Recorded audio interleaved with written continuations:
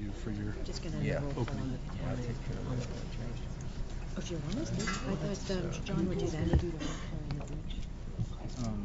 I'm going to ask Lauren. Where's Lauren? How do you want to do the roll?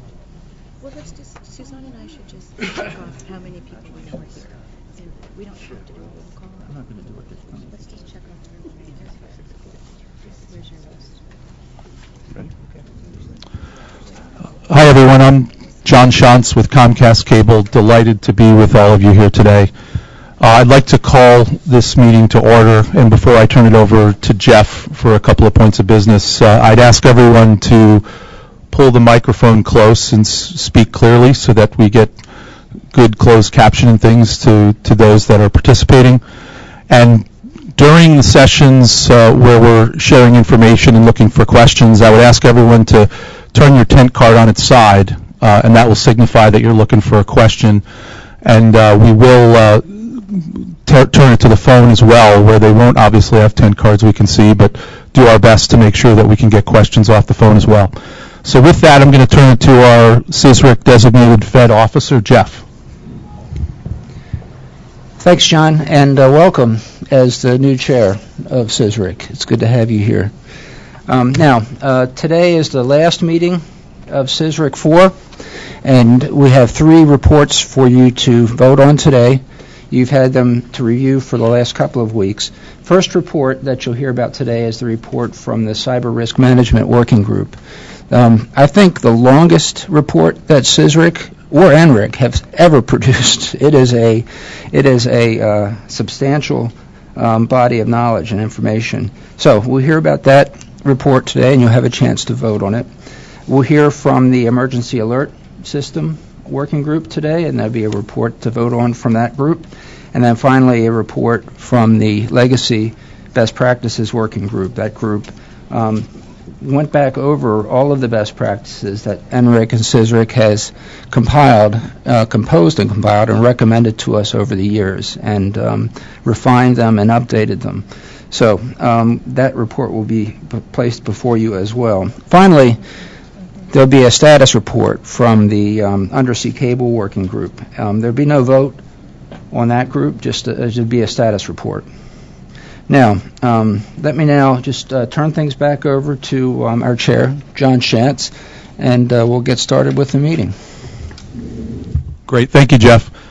So just a few brief opening comments. First, I would be remiss if I didn't thank Donna Beetha Murphy for sitting in for me as chair on December 3rd for the CSRIC Council meeting. So thank you very much for that, Donna. I'm honored and delighted to serve here on CSRIC 4. It's an exciting time in our industry, a lot of technical innovation and services that are happening around consumers and businesses.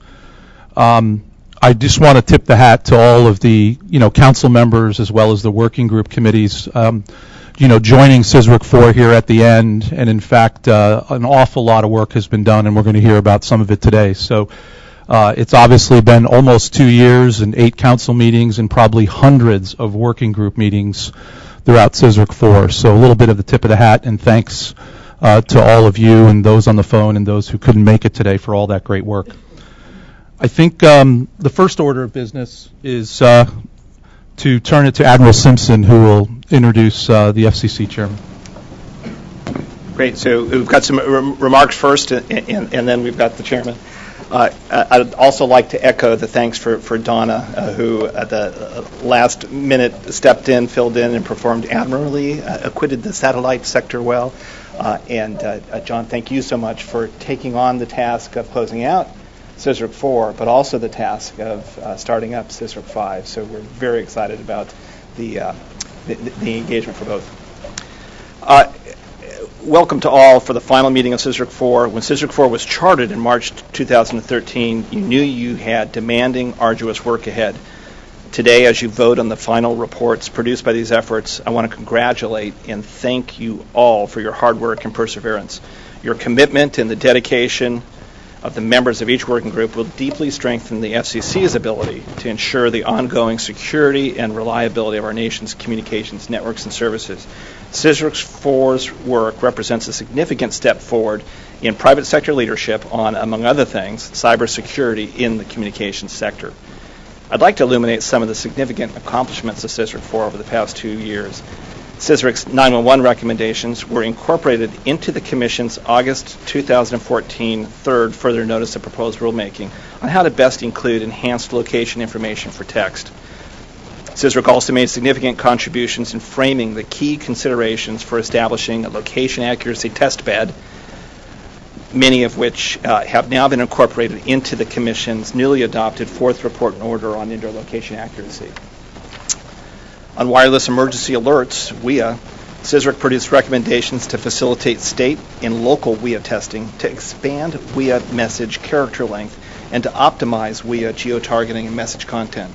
I think this will be really important for communities as communities continue to see the potential that WIA has to bring that security tool into their toolbox. CSRIC also took a fresh look at the entire body of communications resiliency and security best practices to keep them up to date with changing technology. Finally, CSRIC recommended practices for addressing backup power in consumer devices as we move toward a world without lifeline backup power.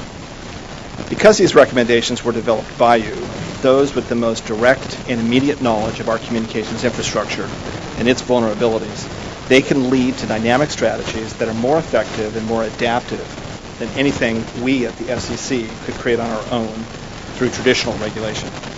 These strategies and best practices, when implemented, should proactively address threats, help ensure that public safety calls continue to go through, that emergency alerts are reliable and authentic, and that the core network communications infrastructure that we all count on is robust and resilient. As I've said before, a proactive industry posture is at the heart of the communications security and reliability strategies that we seek. You all, as stakeholders in the sector, have used the auspices of CSRIC 4 to develop this approach yourselves. We expect your recommendations will be flexible, forceful, and demonstrably effective, and I'm looking forward to hearing them today. Today we will receive and record your vote on 3 final reports. Working Group 4's report will recommend voluntary mechanisms that can provide macro-level assurances to the FCC and the public that communication providers are taking the necessary corporate and operational measures to assess and manage cybersecurity risks across the enterprise. To be effective, the macro-level assurance will need to demonstrate that communications providers have mechanisms to appreciate risks to their operations and reducing those risks through the application of the NIST cybersecurity framework or an equivalent construct. I'm looking forward to hearing the construct that you're going to bring forward, which I know is based around the NIST framework. And Donna Dodson, thanks so much for joining us and lending NIST support to that effort. Working Group 3 will present us with the recommendations on how the Commission can promote and facilitate awareness and adoption of the security best practices guidelines recommended by CSRIC in 2014.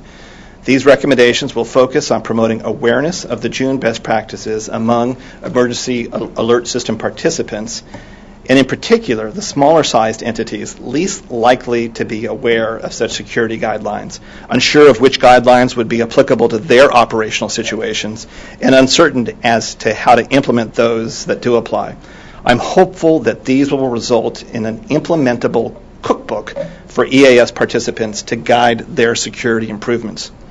Working Group 7 will present a report with recommendations for updating legacy best practices using the prioritization adopted by CSRIC 2 based on the recommendations of its Working Group 6 on best practice implementation. This item should keep the CSRIC best practices relevant and accurate as technology changes, and we're hopeful the sector will continue to identify materials for updates in the future. You all and the members of each working group have put in a great deal of hard work developing these important recommendations, and we are grateful. And I saw Robert Mayer and asked him if he was going to Disneyland next. Where's Robert? And Robert said, no, I'm going to sleep for a week. Did I get that right? Yeah. We look forward to the next task that we will face together, implementation and certification. I strongly encourage you all to continue your collaboration by joining CSRIC 5 and working on the next step in this new paradigm. Now that CSRIC 4 is coming to a close, we're hard at work to get CSRIC 5 up and running. And thanks, John, for helping us with that. The charter for CSRIC 5 starts tomorrow and will be in effect for 2 years. We expect CSRIC 5 to grapple with important issues like evolving 911 services, emergency alerting, communications resiliency, and network security. We're looking forward to the first CSRIC 5 meeting, which we expect to take place in June. And with that, I'd like to introduce our leader at the FCC, Chairman Wheeler. Thank you, Admiral. You're all nice, but that's not necessary. I do want to warn you all, however, that I know something you don't, and that is that I've been sitting up here and looking at all of these bottles of water that are lined up here behind the podium, and all I can assume is that they're here because there are a lot of people who are going to be doing a lot of talking and need a lot of water today. And I'm just want to forewarn everybody about the evidence. But it is great to be here at the graduation ceremony for CSRIC 4 and to give the commencement speech and wish you all best in your next endeavors. But not to make light here. This is important work. John, I'm really grateful to you for stepping up when there was a void, and literally Admiral Simpson comes to me and says, we got a problem, but as Admiral Simpson always does, he never brings a problem without a solution. That's why he became an admiral, you know.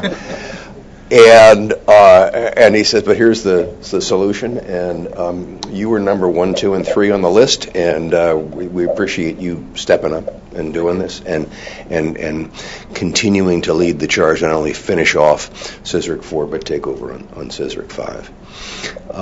To all of you who are leading the working groups, thank you, and to everybody here. As Lynn knows, he and I worked together before I had this job in another advisory committee to the Commission, the Technology Advisory Council. And so I know firsthand that this is not an honorific role that you all are in, and that it requires lots of hard work. And so thank you for what you've done. And what you'll continue to be doing in CSRIC 5. I mean, the work of the EAS working group, thank you, and now we got to figure out, okay, we're looking forward to what your recommendations are for how do we disseminate these kinds of decisions.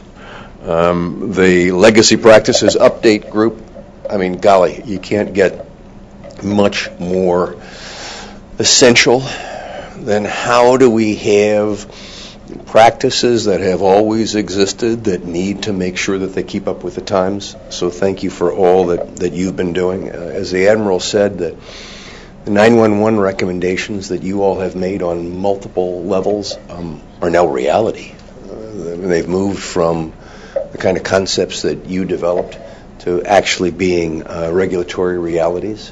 So this is not an exercise where we're asking you to chop down trees that fall in the forest, that there actually people do here and act on what you do. And I'm anxious to hear about the report of Working Group 4 today. It seems like for a very long time I've been saying, and we're going to have some answers in March when Working Group 4 is going to make its report on how to handle cyber. I do want to know, why is it everybody else gets exciting titles like Legacy, Infrastructure, and EAS, and this is Working Group 4? This was a fit of creativity in working group naming, but this is crucial to where we as an agency and where we as industries and government have to go. We've been talking a lot here about the new paradigm of cyber. That is a multi-stakeholder process built around the NIST framework that delivers a product that comes complete with measurement metrics. And I just can't emphasize enough the importance of this. And I'm not telling you anything you don't know, but we used to count on guys in the Navy to protect us because we had these oceans that protected us from attack. Now we've got all of these network attack vectors that exist. And if we don't take charge of our own protection, we will have irresponsibly disserved our nation. Because our networks have always been important to us, but never have they been as important as a national security asset as they are today, to both stop and shut down attacks.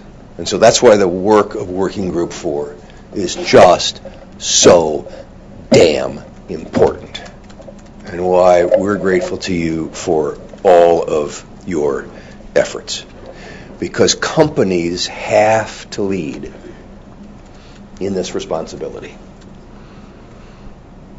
The FCC will surely coordinate, will surely have oversight of best practices, but that's what the new paradigm is all about. The new paradigm is all about the fact that it is the ecosystem that has to step up and provide the primary security activities.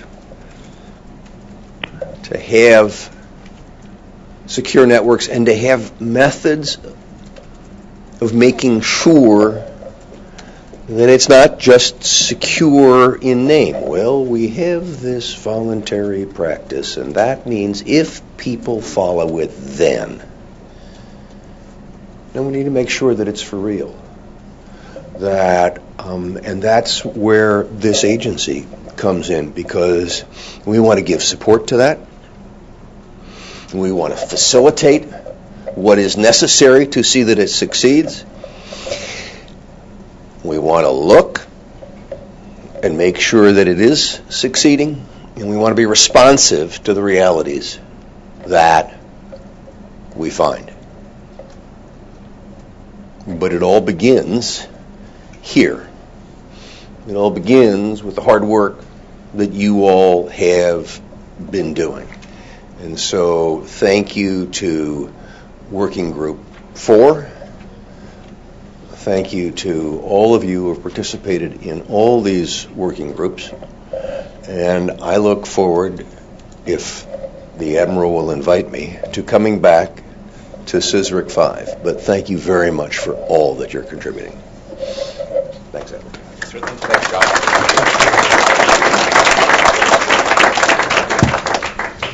Before we begin, let me add one thing, and that is it's an administrative thing about the bridge. First of all, I've managed to confirm in the last few minutes the bridge is up. So if anybody's watching on the webcast and the bridge isn't working, maybe just try again or email me. I'll be checking my emails. That's the first thing. The second thing is, now that we've had that conversation over the bridge, if you're on the bridge, please mute your phone so that we don't get any feedback in here from that. Okay? Thank you. John? Thank you, Jeff. So we're going to begin the working group presentations now. We're going to start with working group 4, cybersecurity and risk management. So I'm going to call Brian Allen and Robert Mayer up to make that presentation. We are going to have some time at the end for some questions of folks here in the room or those that are on the bridge. So with that, I'm going to turn it over to Brian and Robert.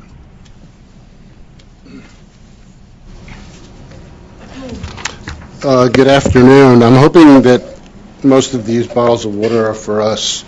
I want to start by just quickly saying 3 things by way of introduction. One is that I recall briefing this group for over the past year at certain intervals and sensing this enormous envy when people would come up here and talk about their final report, and it just was a fantasy in my mind. And here we are, and I can only describe it as one of great relief, but satisfaction as well.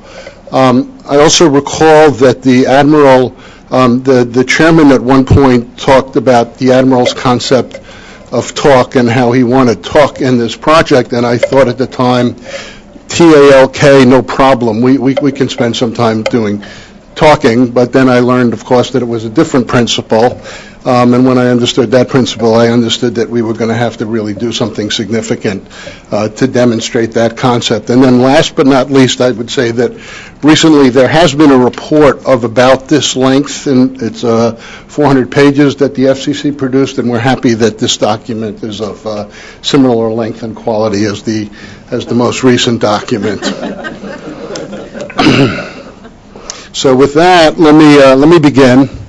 First of all, I want to, hopefully you can see that, I do want to acknowledge my co-chair, Brian, who's on the council.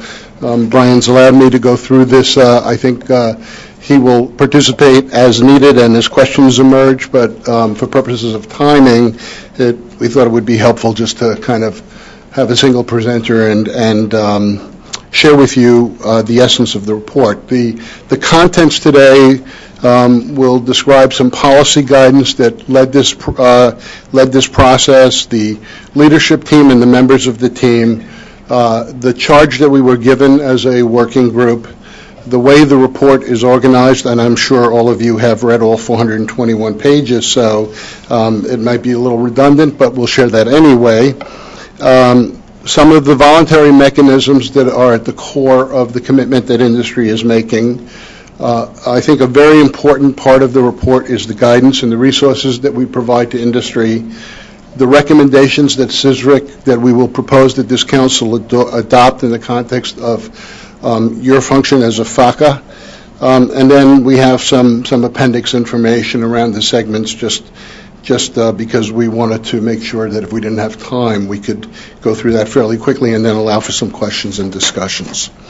So we begin with the policy guidance that really set the course for this effort, and I think it comes in 2 major forms. One is the executive order that the White House issued, 13636, on February 12, 2013, about 2 years ago, where the policy of the United States was framed in a way that it talked about what the goals were with respect to critical infrastructure and improving cybersecurity critical infrastructure, and made the point that the goals that were part of that policy could be achieved through a partnership with owners and operators of critical infrastructure to improve cybersecurity information sharing and collaboratively develop and implement risk-based standards. Several years later, most recently in June of 2014, the chairman spoke at the American Enterprise Institute and articulated the concept of the new paradigm, which he just referred to. And he made some important points. He said, we cannot hope to keep up if we adopt a prescriptive regulatory approach. We must harness the dynamism and innovation of competitive markets to fulfill our policy and develop solutions. We are therefore challenging private sector stakeholders to create a new regulatory paradigm of business-driven cybersecurity risk management. And I can tell you over the course of the last year that was really our foundational principle for moving forward and making evaluations as to what would be helpful as we develop this report. I cannot speak highly enough about the people who participated in this group. I don't have the time to go through all of the names, but I can tell you that we had a leadership team of over 20 people representing the segments, the 5 segments: broadcast, cable, satellite, wireline, and wireless. And then we had 5 feeder groups, one that focused on requirements and barriers, another that focused on small and medium business, another group that focused on top cyber threats, a group that focused on ecosystem, and a group that focused on measurements. And they led teams over the course of a year that were highly engaged in developing the product of this report. In addition to that, we had advisors, and I want to particularly acknowledge Donna Dotson, who's a member of this council, who was one of the leaders in developing the framework. Our sector had worked with her and her team for over a year, so we really had confidence and a good understanding of what we thought we could do with your version 1.0 and how to adapt it to our segment. And Donna was with us throughout the process, giving us encouragement and advice, and I don't think without your help, Donna, we could have been as far as we are, and we really appreciate that. Thank you. And this has been an extraordinary effort by so many people. We should celebrate the day. In about 30 minutes.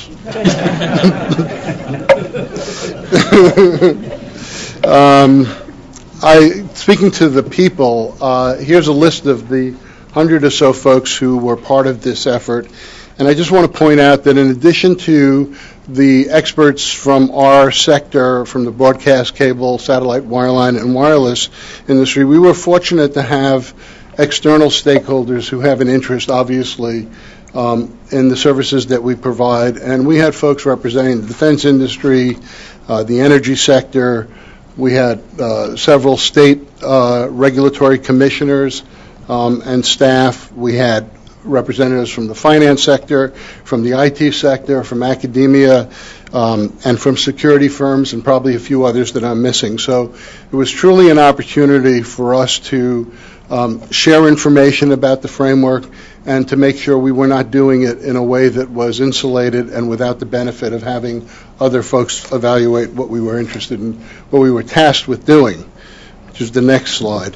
So very simply, and you heard the Admiral and Chairman talk about this, we were asked to come up with voluntary mechanisms to give the FCC and the public the assurance that the communication providers are taking the necessary steps to manage cybersecurity risk across the enterprise. And we were told that those assurances, consistent with the NIST framework, could be tailored by individual companies to suit their unique needs, would be based on meaningful indicators of success or not success, and importantly, that the focus was on outcome-based results, not process results. We weren't going to spin our wheels trying to say X number of people were using the framework. At the end of the day, we wanted to know what matters. And I think you heard the chairman today talk about the fact that the services need to be available. The networks need to be running. So that was largely the focus of our efforts. We wanted to demonstrate how the communication providers can reduce risks using the framework or an alternative construct, since it was understood that risk management could come in other variations besides the framework. And then most importantly, something that we took on as a sector, and that was we wanted to make sure that we could leave people with a practical set of guidance that they could work with immediately to take the sector adaptation and apply it to their enterprise environment. The report structure, pretty straightforward. The way it worked with the 5 segments and the 5 feeder groups was that the segment feeder subgroups developed their findings. There was a lot of interaction and discussion between those groups. Conclusions were developed from those findings, and then actionable recommendations to the FCC. I want to make a distinction between recommendations that we make to the FCC that are consistent with FACA, recommendations that we make to industry we're characterizing as guidance. But essentially, they're the same thing.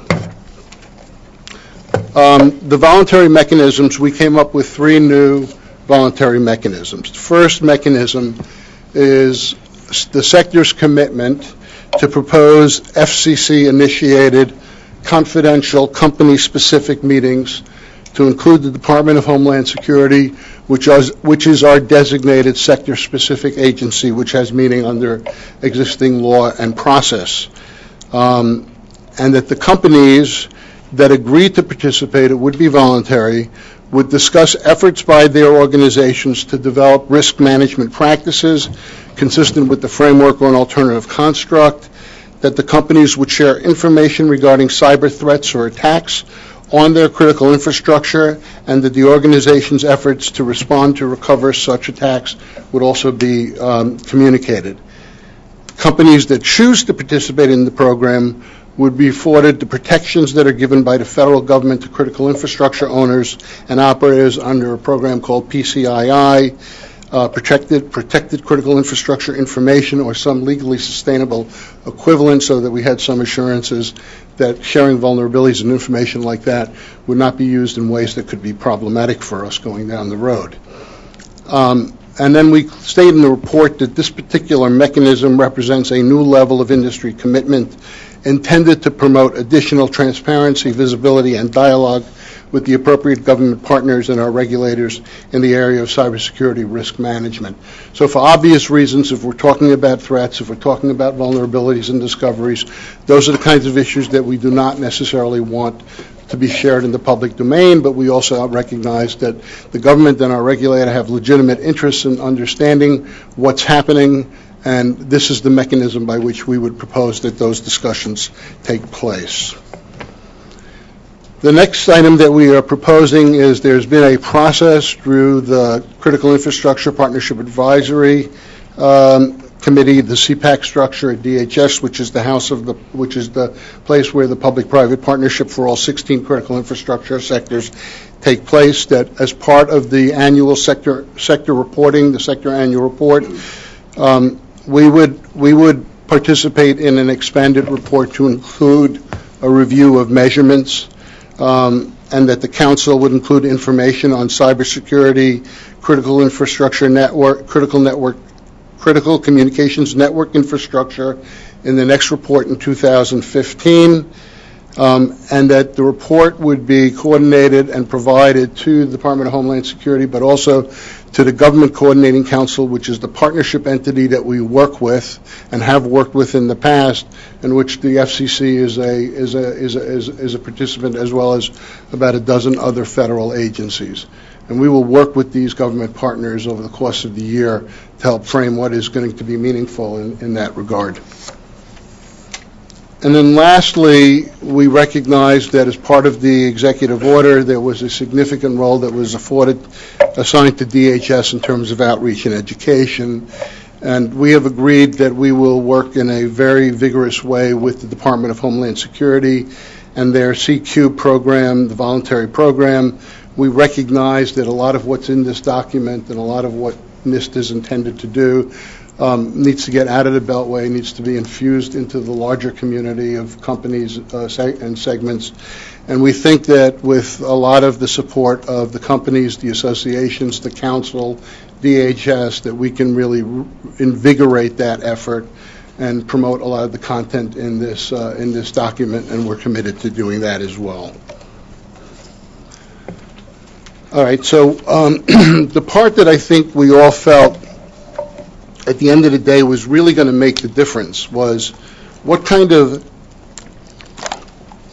guidance and recommendations could we give to the folks who were not at the table, but that we represented either as associations or by virtue of being in that sector. So it's pointed out, for example, if I can read this 6-point type, that broadcasting had 14,000 radio and 1,700 television broadcasting facilities, that the cable industry is composed of approximately 7,791 cable systems, over 1,000 companies offering wireline. Well, all those companies were not sitting at the table, but all of those companies have an interest and need to be aware of the cybersecurity threats and the role that risk management can play in mitigating and reducing that threat.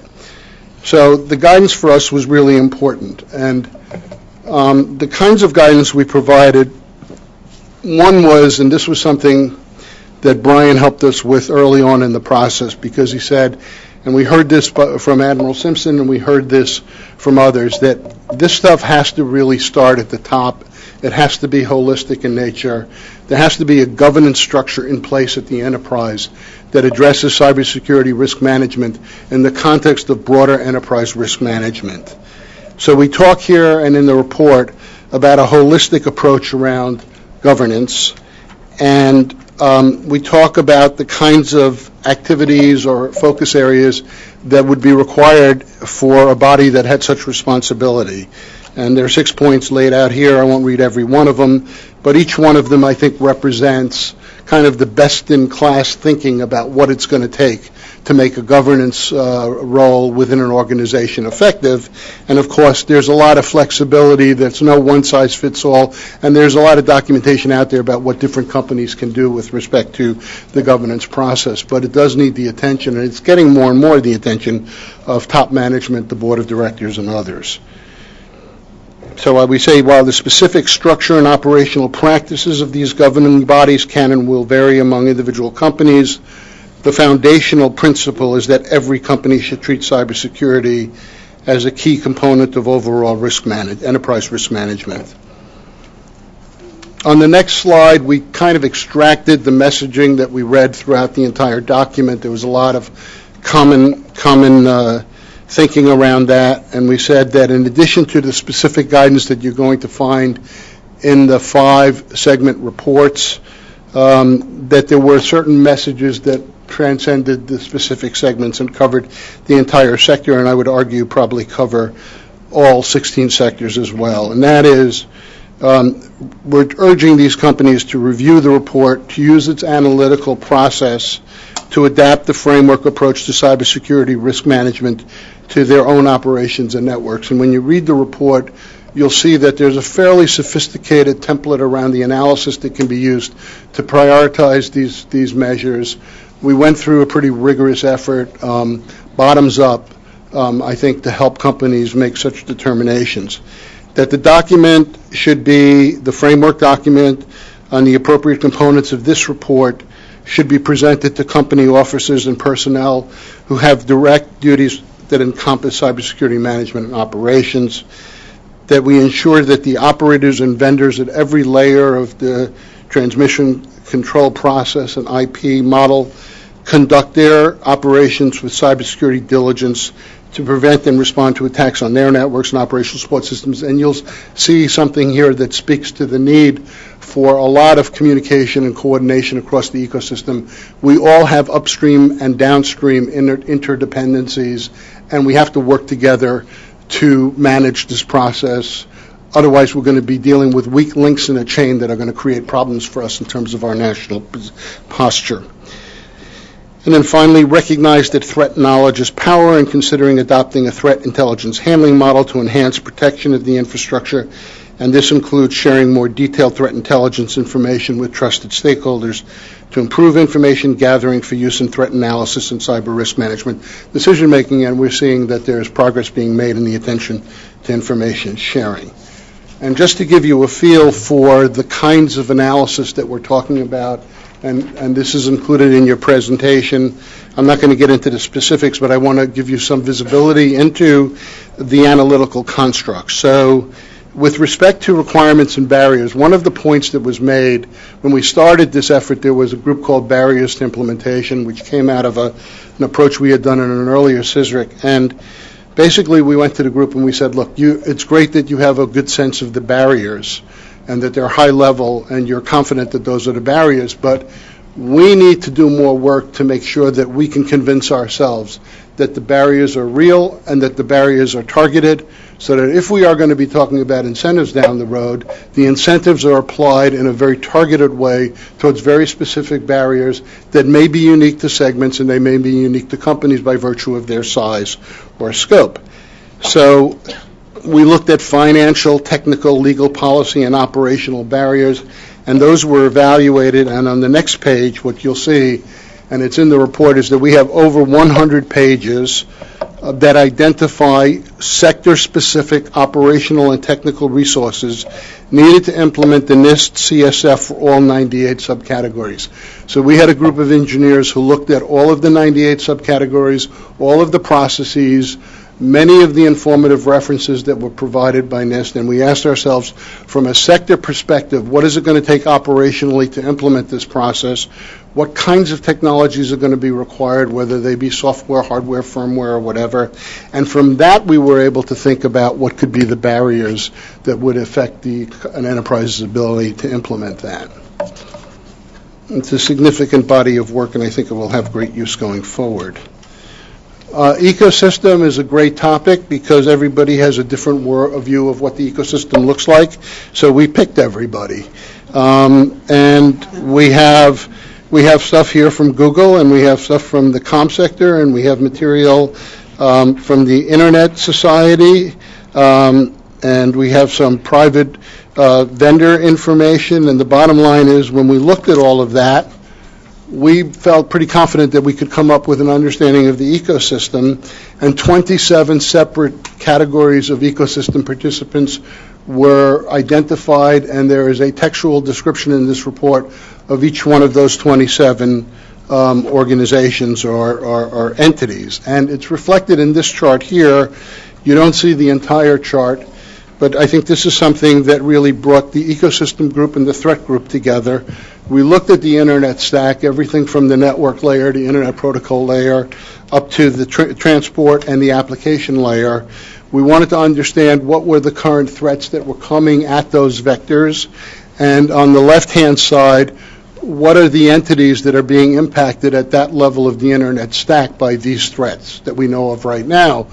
And what it validates for us is that knowing the velocity and the seriousness of some of these attacks and the implications and who they impact, that we really need to have a conversation with this ecosystem about how we work together to resolve this, identify it, basically identify, detect, protect, respond, and recover to the consequences of these attacks. And if we can get in front of it, that happens through the threat process.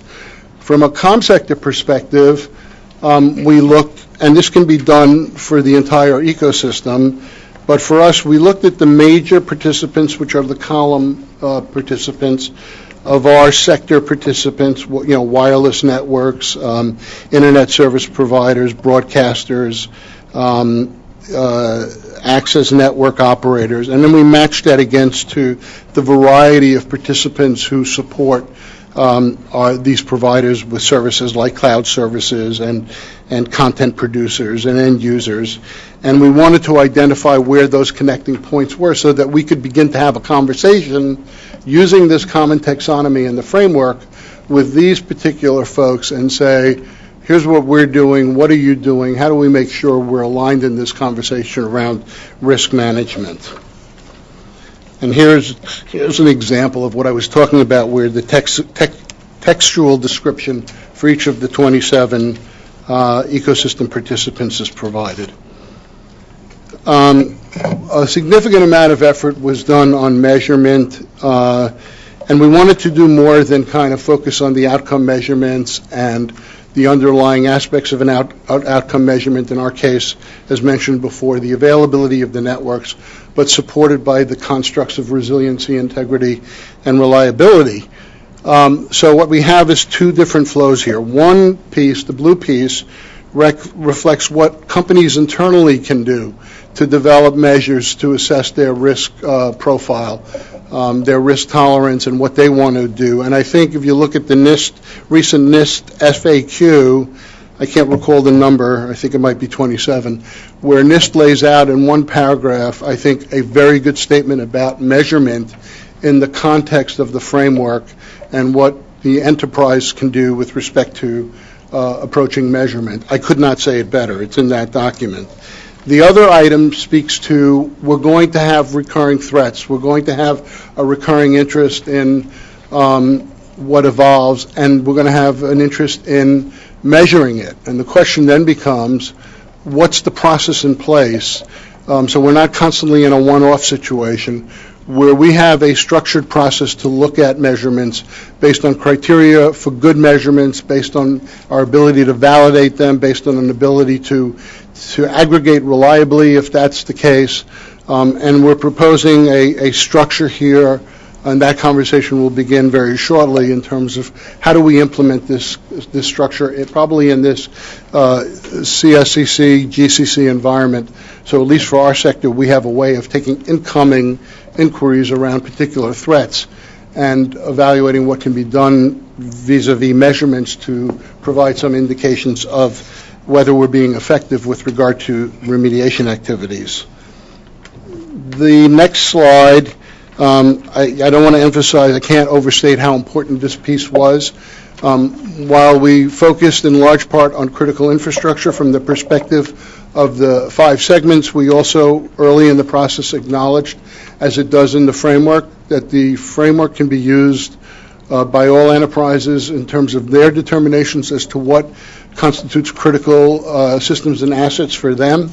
So the small and medium business group, I spent a lot of time engaged with the segments, independently evaluating the framework components, making some illustrative determinations as to what the priorities might be in that environment, and actually providing, I think, a very strong set of resources that would be available to this community in terms of improving their cybersecurity posture.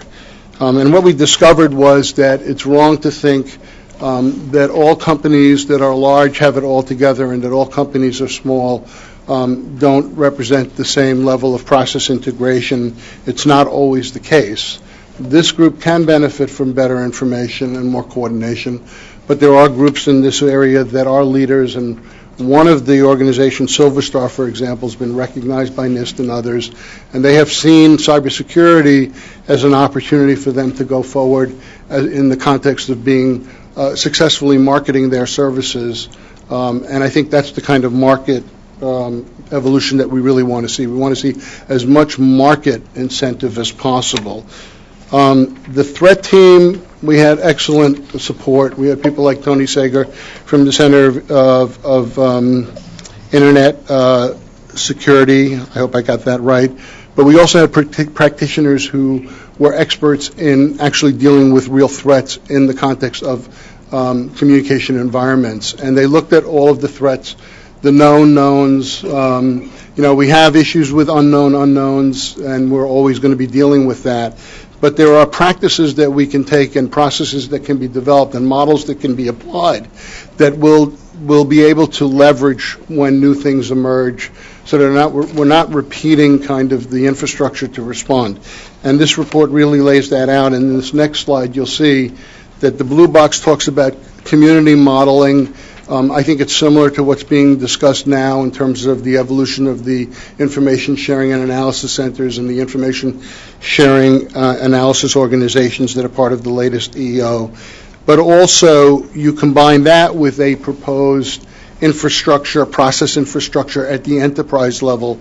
So there's a systematic process in place to evaluate threats as they are identified and responded to quickly and effectively. Okay, if I have any time, and I don't know, I'm going to go briefly at the end of the recommendations to the work that's was done by the segments, because I would tell you that 30-40% of the work is reflected in the segment work. I don't want to dismiss it, but I want to get to the recommendations first. So again, when we talk about recommendations in the context of a CSRIC process, we're talking about the FACA process, Federal Advisory Committee Act, where the FCC is asking the working group to make recommendations to this body, who would then make recommendations to the FCC, which they would take under consideration. These are not the full set of recommendations, but I think these are the key recommendations that came out of our work. First one is that we would encourage the FCC to promote the voluntary use of the NIST CSF among all communication sector members, large and small, as well as other critical infrastructure sectors that are interdependent with our sector. We would encourage a dissemination, that the FCC encourage a dissemination of the framework and the Working Group 4 report to the appropriate sector member organizations, and in particular to management and staff who have cybersecurity management and operational responsibilities.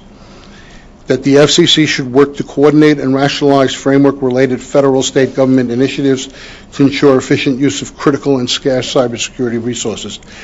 I did some estimation of terms of the level of effort for this report. I don't think it's unreasonable. It's conservative to estimate that we spent about 30,000 hours of professional time on this project. We can't do that in multiple venues. So we need to make sure, and we need to ask the FCC to help us so that this activity is rationalized, it's not duplicated. Each agency brings unique capabilities and resources that should be leveraged in a complementary way, and I think we're making a lot of progress in terms of setting that foundation. We also recognize that the states have an interest in this, and we have state commissioners who are represented here, and we want to work with them also to make sure that their interests and confidence is also recognized.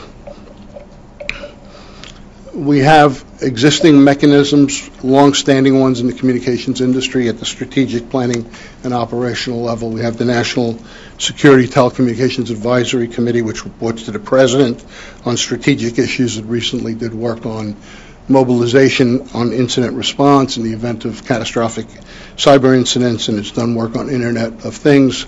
We want to leverage that organization, those activities. We have the CSCC and the GCC, which I mentioned before, and we have the COM-ISAC, which is, for our industry, the National Coordinating Center is our COM-ISAC. It's another entity that we think is important. The FCC participates across all of these dimensions. So it's another way of ensuring that we leverage this activity, don't duplicate efforts. And it's in no way intended to sound like we're relegating or dismissing the role of the FCC. We're just acknowledging that these venues are out there. The FCC should promote the sustained voluntary collaboration and facilitate the sharing of threat information. This can be accomplished by working with the sector members and other relevant agents of the U.S. government to identify and mitigate technical, operation, financial, and legal barriers to cyber information sharing. There has been work that's underway, and it continues to be underway with respect to incentives. It was recognized in the executive order, and we think there's some work there to think about how we can remove some of these barriers, and where incentives might be helpful, that can be part of that effort. And that the FCC should further evolve the understanding of the changing cyber threat landscape, the sector ecosystem dependencies, which are expanding exponentially as we speak, and then harmonization with previous CSRIC best practices and the NIST framework. Next page. That the FCC should promote an industry threat intelligence handling model, which is referenced in this report, or an equivalent construct, by organizations intending to use threat intelligence to maintain cybersecurity, protect critical infrastructure, and protect critical data from rapidly evolving cyber threats. That the FCC should encourage communication sector members to share relevant threat intelligence information consistent with applicable law. That parenthetical remark is not trivial. There are statements in the report that talk about the need for addressing the current liability environment, which has the effect of limiting critical information sharing in our view. The FCC should further explore the considerations and accommodations that are required for small and medium business to implement the NIST framework and provide macro-level assurances to the FCC and public. The FCC should adopt the availability of the critical communications infrastructure as the meaningful indicator of cybersecurity risk management. Again, as the chairman indicated, what's important here is that the networks are running, that the lights are on, that the water flows. In the context of critical infrastructure, we think that's the essential element. Do I have any time left? Having 3 minutes left and not wanting to ignore what I think is really some significant work, I'm going to go through real quickly the kind of product that was developed by the segments. And if you're in this segment, I really think at a minimum it's incumbent to read this appendix material, if nothing else. I mean, you can read the summary report. It's 40 pages or so, and the segments. So here what we did was we had people who were entirely in that segment start by evaluating the framework and evaluating the analytical templates. And what you see here, for example, is how the broadcast sector, there are 4 little diagrams there that look like my drone maps, I think, but they are different platforms within the broadband, broadcast segment, and then the chart on the right shows how they applied their evaluation of the 98 subcategories in terms of making determinations as to what was critical for these four respective segments within their segment. The cable segment had a different perspective. And by the way, one of the things that we will note is that we actually thought for about 2 minutes about having conformity around all the segments, and then we realized, no, that's exactly what we don't want. We want to maintain the ability of segments and ultimately companies to tailor these capabilities in ways that suit them. So all of this is just illustrative for a company to look at and say, how can we use these tools and frankly map out our own priorities about what's in scope. And they, for example, identified level 1, level 2, level 3, high priorities, secondary, tertiary priorities, based on a review of what were the threats and what were the barriers and what were the requirements and what was going on in their common operating environment.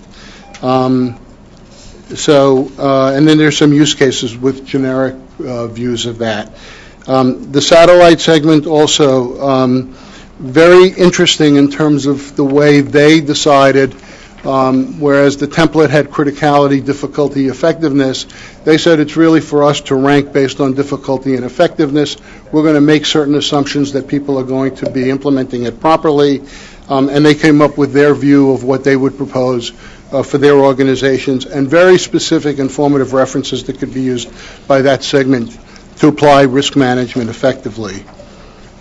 The wireless segment, again, they're also an independent review determining about top, mid-tier, and tertiary priorities, identifying specific challenges from their perspective that they needed to address in light of the complexity of their operating environment, the diversity of technology that the different carriers use, the dependencies in the wireless ecosystem, again, tailored for that segment to provide guidance to their members. And then finally, the wireline segment did all of that, and then they also must have had more time because they took the framework and they looked at the previous work that CSRIC had done in best practices, and they were interested in saying, what is in there that has risk management types of capabilities that we can look at that might be helpful, recognizing that there was a significant transition here in this CSRIC from kind of a technical standards development effort to what are the types of processes that can be put in place for risk management. With that, I just want to give a minute to my wonderful co-chair to kind of close up his perception, and then we'll take questions if we have time. Besides that small edit in the report that, I'm kidding, we're done. Is that the watermark or the footnote?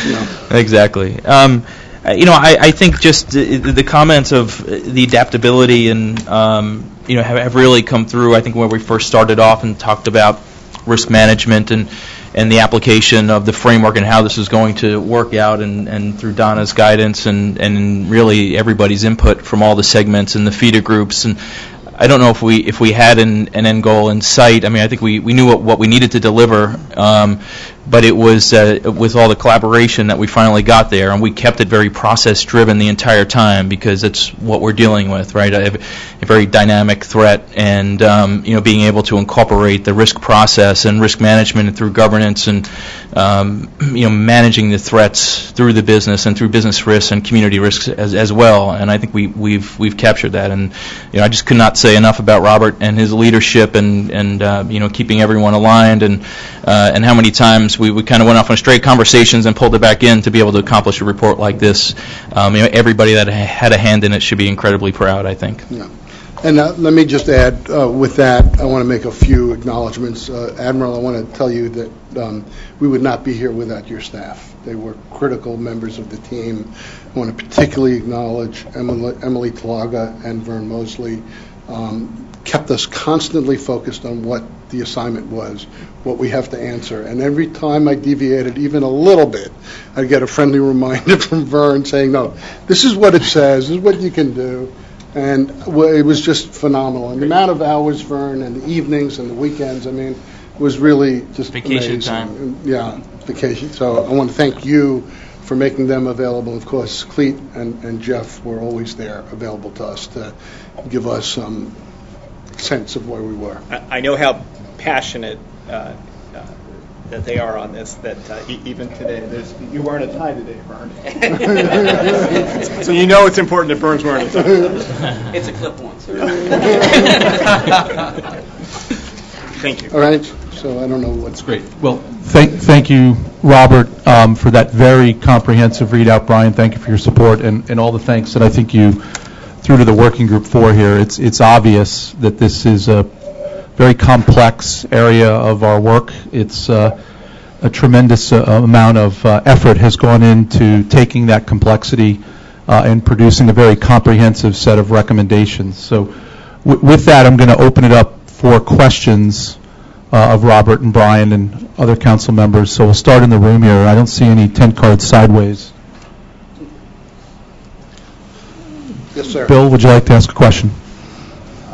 Sure. Thank you very much. Just a comment. The cable industry actively participated in the development of Working Group 4 with others.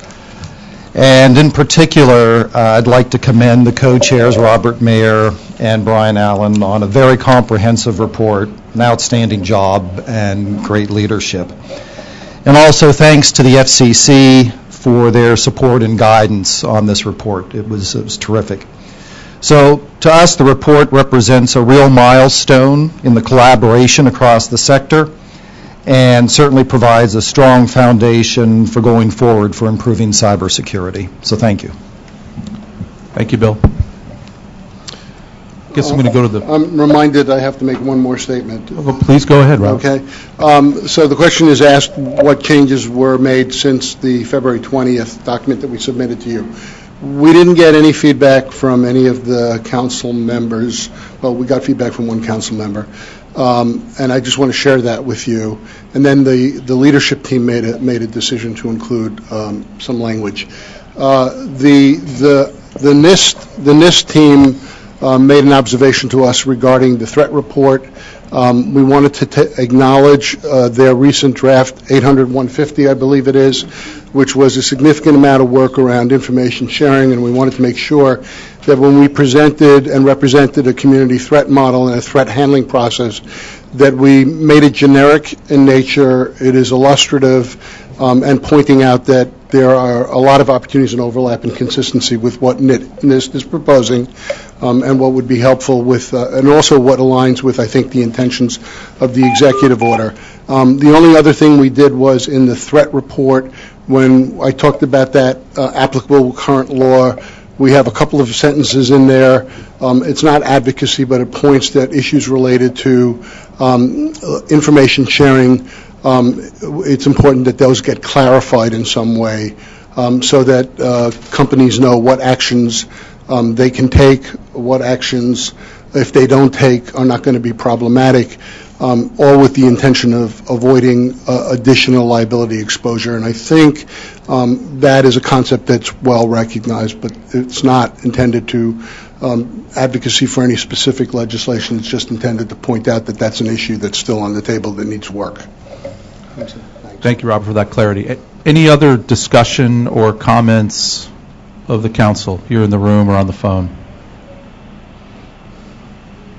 So, excuse me, this is Sheila Tipton from the Iowa Utilities Board. I just wanted to commend the Working Group 4 leadership and team members on this excellent work that they've done. This, I mean, just from Robert's summary, you can see the breadth and depth of the work that they've done. It was a monumental effort to get their arms around the task that they had, and the work product that they've prepared is extremely important. And the important next step, in my view, is to get these recommendations from the macro level to the micro local level. And I'm going to encourage NARUC to assist in whatever way it can to get that accomplished. Very important. Thank you. Thank you for your comments. Any others? Yes. Pam. Pam Whitmer from the Pennsylvania Public Utility Commission. I would certainly My colleague, Commissioner Tipton, beat me to the punch there with her statement, and can pledge to you that she and I and others within the Regulatory Utility Commissioners framework within the states will be looking to get this out as broadly as we possibly can, so that there is real implementation. Great. Thank you, Pam. I don't see any other comments or cards, so I'd like to make a motion that the CSRIC 4 Council adopt the recommendations of Work Group 4. So I'm going to take a verbal vote here in the room first. If all those in favor could please signify by saying aye. Aye.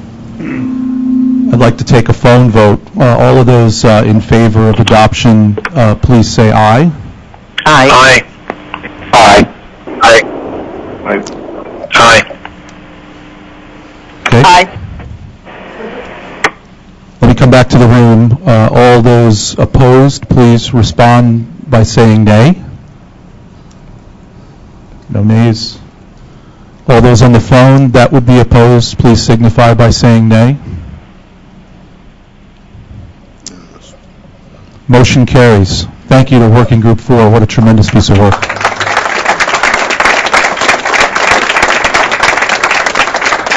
I know the Admiral would like to make some comments about Working Group 4 to close out this piece of our agenda.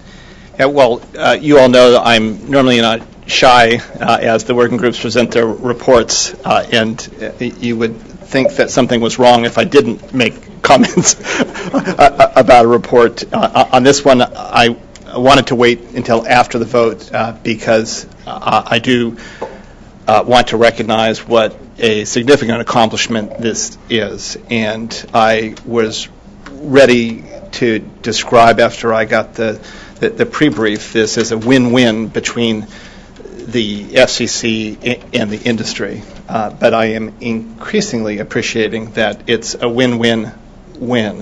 Let me describe the third win for a second. It's a win-win-win because I think this will scale well with our state and local partners as within their public safety organizations, their networks that are increasingly important to governments and communities.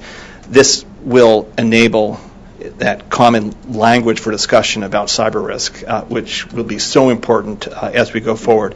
But that third win also is because the report recognizes that if we're not careful, we'll have so many different discordant voices about the right things to do in cyber that we'll never be able to move forward in a corporate way, all of us, towards common objectives. So the alignment with DHS to make sure that we're working together and never duplicate the task that we can avoid duplication of, I think is really important. And we at the FCC have a strong daily relationship with DHS, and so we think pulling this into that as well will be very useful. It's premature to comment in detail on all 400 pages of that. So I do look forward with my colleagues to getting into the details of the report, and we'll work with you all as we better understand and appreciate all the elements of it. I do want to recognize that this is a huge step forward in establishing that new paradigm that Chairman Wheeler called for last summer. This must cover not only critical infrastructure, but it also needs to address consumer security and privacy concerns while continuing to support the vibrant innovation that has underpinned the success of this market. I do believe that the availability and metric is an important one, and look forward to the engagement through the individual meetings with companies, but with the sectors in general, to continue to mature to ensure that confidentiality and integrity are key parts of how we collectively appreciate, measure, understand risk. I was asked earlier about next steps. While this is a fantastic, if you will, foundation, the work here doesn't secure networks. And I think it was alluded to by Commissioner Tipton and Commissioner Whitmer. Now it's about the doing, right? It's about companies themselves using risk management techniques to go through the identification, the protection, defense, respond, recover planning. And I really love the way Robert laid it out, because one size won't fit all, and that's really the wrong focus anyway. It's about ownership of the risk and identifying the risk to your entity in terms that is appropriate for the business you're in, for the way that you've laid out, but then that is also consistent with the business goals and your commitment to consumers. So I look forward to seeing that as we work on the assurances that you laid out here. I believe that some of the strongest work of what you presented to us today is the foundation that communication providers can now use to manage cyber risk to their infrastructure. And it should improve our collective ability to discuss risk factors, but also your ability to discuss risk factors between yourselves. As Robert alluded to, it is an interdependency that's a real part of the tapestry of the communications landscape today, and that will increase, not decrease. And this common language will be huge. But also to now have a language to discuss this in a meaningful way with your customers and with consumers as well. I look forward to it serving as a basis for the effective engagement with us and to help us execute our oversight responsibilities, and as much as possible to help ensure that our oversight responsibilities are also enhancing the success of your companies. I love the fact that each of the subsector reports are different. And as I listen to the presentation and observe some of the details, I think there's great strength not only in the fact that they're tailored for each of the subsectors, but that the different lens also reflects some of the strengths of the subsectors that I think will be usable as you go forward between the sectors as well. And I noticed in the broadcast piece, and 17,000 radio stations, that's a lot. That's a lot of companies that are beginning to recognize that I've got content that may be a part of that value that somebody else may want to steal, or somebody else may want to interdict or change. And it had a very cookbook nature to it, which I think is very appropriate when you're trying to deal with 17,000 from mom and pop all the way up to large broadcasters. The cable piece recognized the evolving nature of so many products and services that are there in the cable industry, and had a good description of core network and where core network and business networks interface and the public-facing side to it. And I think that will be valuable for others as well. Satellite, a lot of history and strength in the satellite market, in part because, and I'll be a little parochial here, there's been so much engagement with the Department of Defense, with the intelligence community, and the satellite has developed a number of best practices. And if you note their references, they actually reference a couple of very good products from DoD, one from the Navy. So thanks very much, Don. I don't know what you were trying to do there, but I think those references will lend strength to the other four sectors as well, in a way that not only will help guide satellite providers, but help contribute to the larger collective. And I'd be remiss if I didn't point wireless out and the real strength around spectrum, recognizing that the RF spectrum really is another attack avenue for a threat vector. It's a keyboard, if you will, of a different variety. And I thought the attention that the wireless section paid to spectrum as an element to be assessed and risk managed as well, will be very important for the others as they begin to include wireless components into their operations as well. And finally, wireline, and as I looked at the wireline piece, it was scale.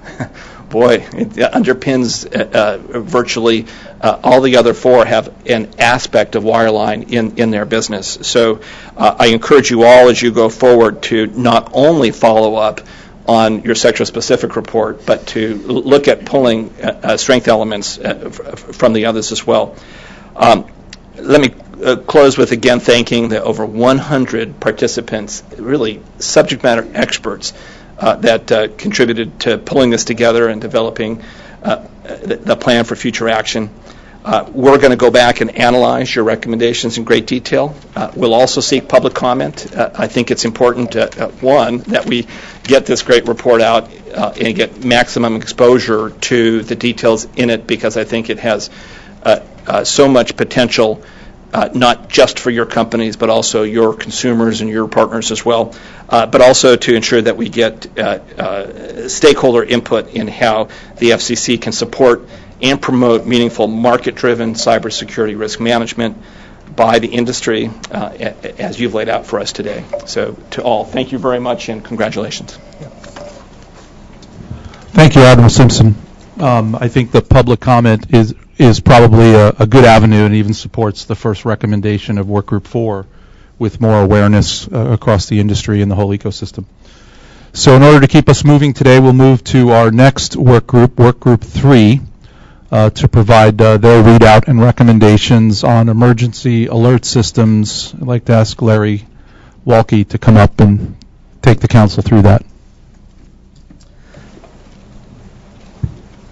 You're not gonna stay and listen to my presentation, Robert? He's celebrating. He's celebrating. We got it all mobile. I'd be lying if I didn't say that I wish I had gone before the last group. If we had gone chronologically, because that's a hard act to follow. Slides. Thank you. Thank you, Jeff. Thank you, Admiral. So our working group number 3 is about the emergency alert system. I know Robert's group did a great job, but they only did one report. We did 4. Although all 4 of ours only add up to a little, probably their footnotes or something like that. Next slide, please. Do I have a button? Oh, I have it. Okay. Perfect. Thank you. So as I was saying, we did 4 reports.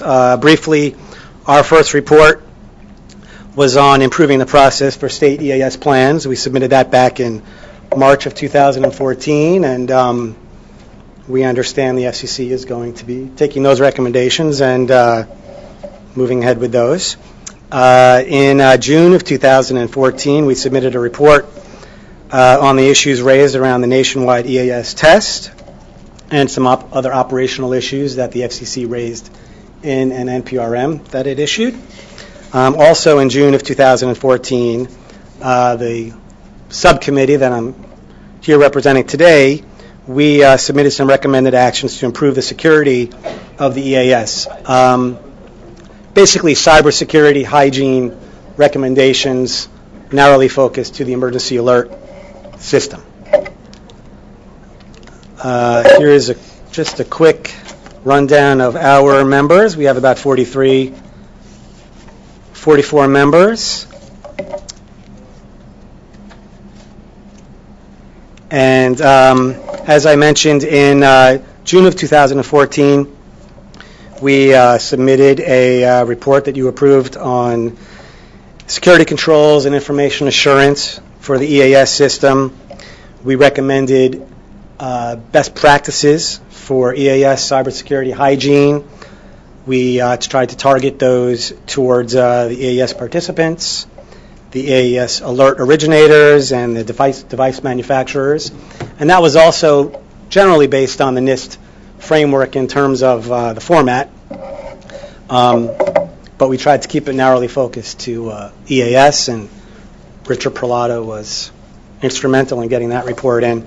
And then we kind of thought we were done, but then the FCC came to us and said very wisely that it's all well and good to have these best practices and these guidelines and recommendations, but they are only going to do so much good unless people know about them, unless the EAS participants know about them and are aware of them. Of course, that's the first step to having them implemented. And they asked us to pay particular attention to smaller sized and rural entities. As the Admiral mentioned, there are lots of mom and pop radio stations, and they're not the easiest folks to get in touch with and to instruct. They're stretched. There might be literally a mother and a father in the radio station trying to sell ads and run their operations and do news and school lunches and anything else they can announce and trying to keep their head above water. So paying attention to the cybersecurity of their operations it's not very high on their list. So just for this last phase of our working group, the first step was we replaced or upgraded our co-chairs. No, Richard and the other co-chair, they moved on, and we tried to get some other folks who were not such IT experts, but more well-versed in public outreach and educational efforts. So Gary Smith, who's Chief Operations Officer for Cherry Creek Radio, joined me in leading the last subcommittee. Our process was we didn't have over 100 people, but we had a very dedicated core of about a dozen folks who contributed very meaningfully to our effort. We tried to expand our membership a little bit to get some folks who know a little bit more about public education and public outreach. For the most part, it was a bunch of engineers and lawyers pretending that we know about that, but we did our best. We took a very collaborative, inclusive approach with weekly conference calls, and the lines were open, and lots of people from NCTA and other organizations really contributed some very good input. The scope of our project, we were tasked with focusing just on recommendations about education and outreach.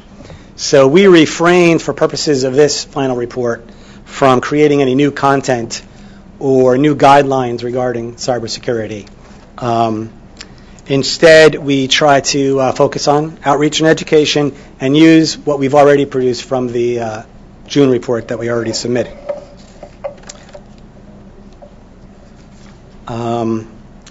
So the purpose was generally the security of the emergency alert system. Of course, EAS is a very critical, important, often life-saving public warning system. When there's a major catastrophe, most people do hear about it first from the emergency alert system or from wireless alerts, and then they turn to their local media or to the internet, if hopefully the internet is still working and doesn't get clogged. The EAS has the legacy system, daisy chain system, where basically National Weather Service or federal authorities or state or local managers will issue an EAS alert, and that will be monitored and picked up by one or two or three major, powerful primary entry point radio stations primarily, and then trickle down through the system to all the other radio and TV stations. FEMA has also implemented the Integrated Public Alert and Warning System, which is basically digital EAS over the IP network direct to EAS participants. And of course, as we heard from Robert, that brings in all kinds of other vulnerabilities to cyber intrusions. As I sort of mentioned already, the whole goal is to try to minimize the EAS security risks. The first step in that project is the creation of some general best practices that are flexible and adaptable to all the various EAS participants. We have large companies, small groups, mom and pop radio stations, cable systems, satellite radio, a wide variety with a whole wide variety of different resources and staff. So step two, of course, is to outreach and educate and make people aware, these EAS participants, of the best practices that are in place. And hopefully that leads to step three, which is implementing the best practices. As I mentioned, Jeff asked us to focus on the smaller size and rural entities. Of course, in certain respects, they're the most vulnerable to cyber intrusions.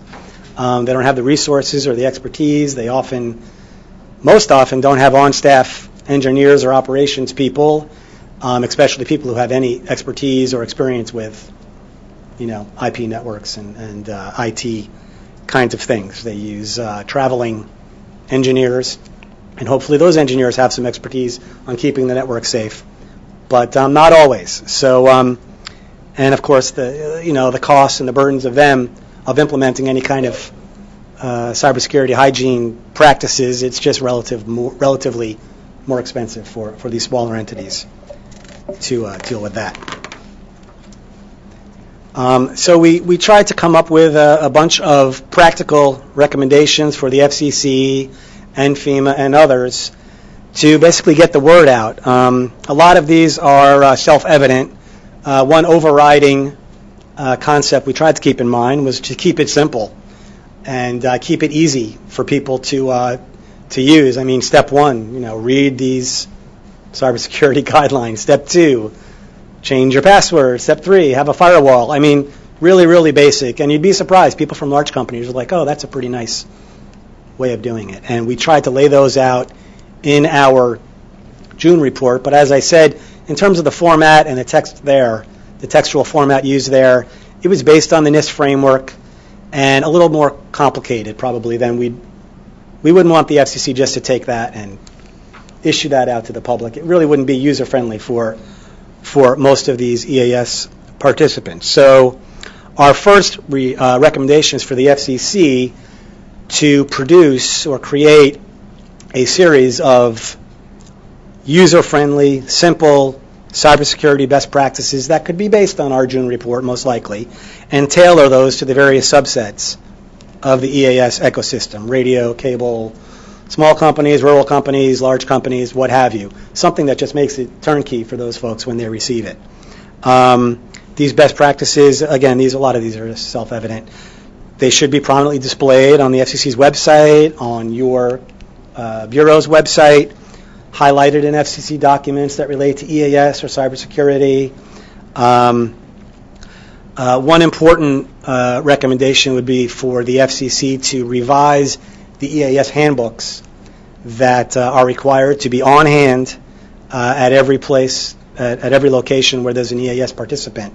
And those are basically your how-to guide on how to operate EAS from your station or cable head end or what have you.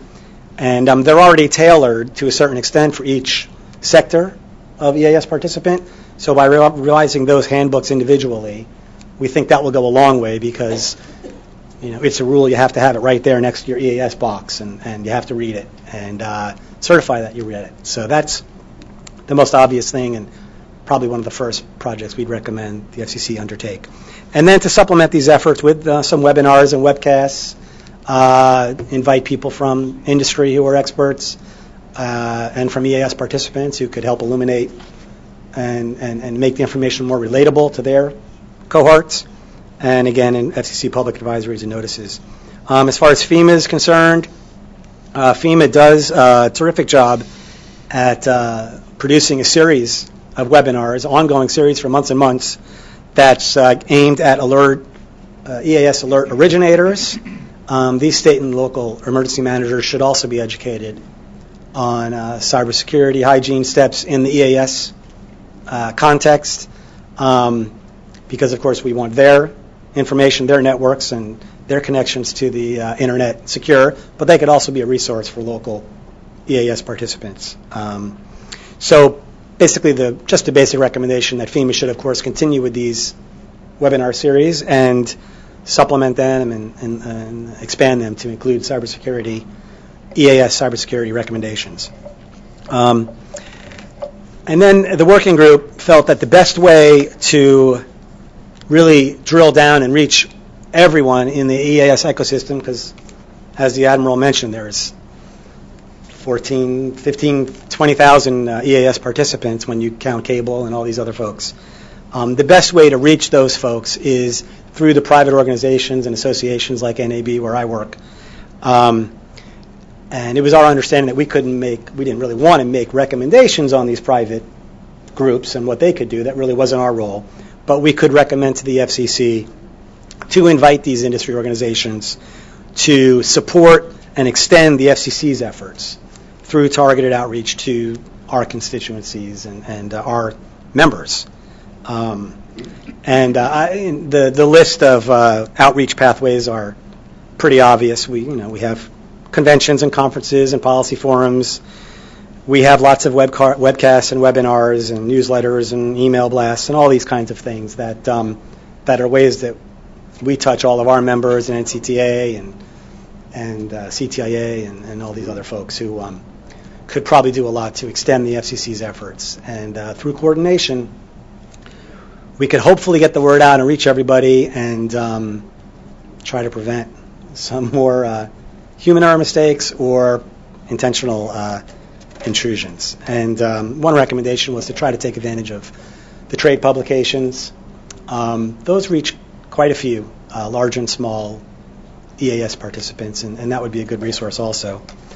And our final recommendation, again, it's no magic to it, but of course, as Robert mentioned, cybersecurity threats will continue to evolve in the EAS context and all contexts.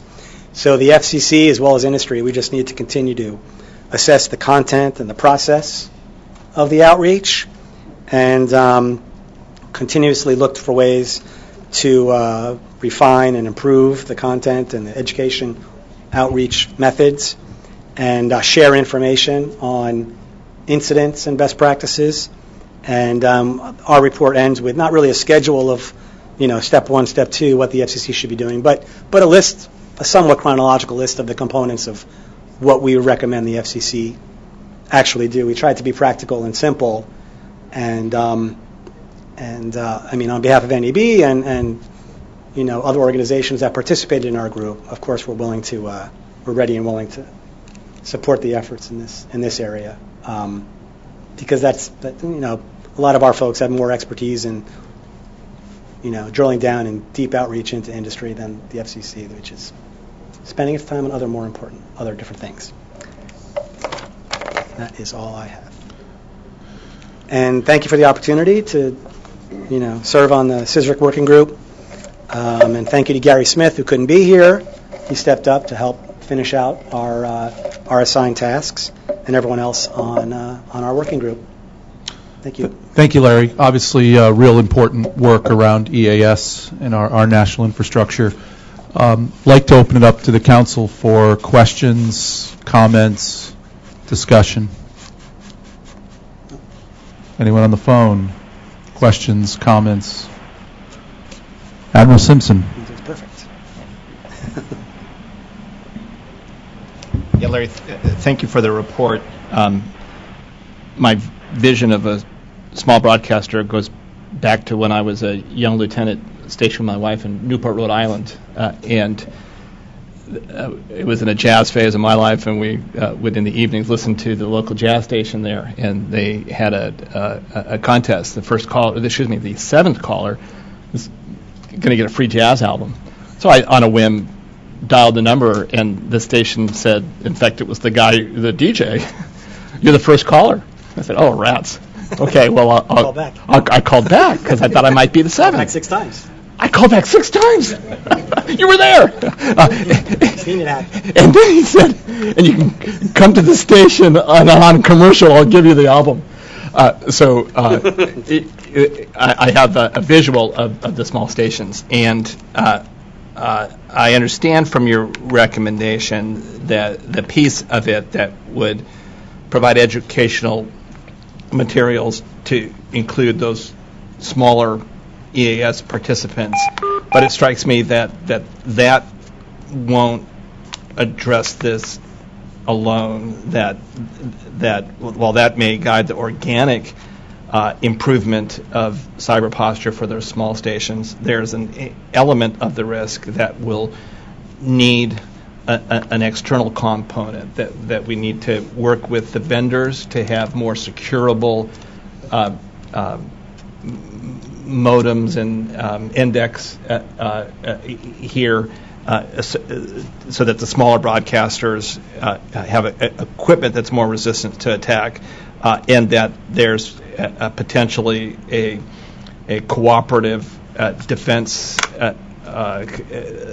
element of this, that as we in the broadcast sector get into the details of the framework and assessing risk, that we need to examine those two areas as well as far as external risk mitigation. Do your recommendations exclude that and assert that it solely is up to each broadcaster themselves to address this, or does this include the possibility that larger work might go on in parallel? Well, I can't really speak for the equipment manufacturers, but my understanding is that they, just like any software provider or equipment provider, they're always staying up to date and maintaining awareness of new vulnerabilities in their equipment or in the software, and they are continuously pushing out automated software updates, and that didn't really fall within the realm of the outreach and the education charter that we were tasked with, but that is one of the main ways, of course, that everyone who has an NDEC keeps their equipment up to date, at least for everything that the equipment manufacturers can anticipate. So that's kind of an automated process, and one of their main contacts when anything goes wrong is they call up their vendor and get an update if needed, unless it's been pushed out proactively by the equipment manufacturers. Yeah. So no, it doesn't preclude that at all. Okay, that's helpful feedback, because we do remain concerned in this area, the EAS area, and we think the work done by this group, not just in your last product, but all four combined, will be very helpful for all of us. But I think there's work for all of us to do as we continue to address the emerging threat in that area. Okay. Yep, definitely. Thank you. Thank you, Larry. So I don't see any more cards for questions or comments, so I'd like to make a motion that CSRIC 4 Council adopt the recommendations of Work Group 3. And we'll do the same process here. I'll call for a voice vote here in the room first. All those in favor of the adoption of the recommendations of Work Group 3, please signify by saying aye. Aye. All those on the phone that support the adoption of these recommendations, please signify by saying aye. Aye. Aye. Aye. Aye.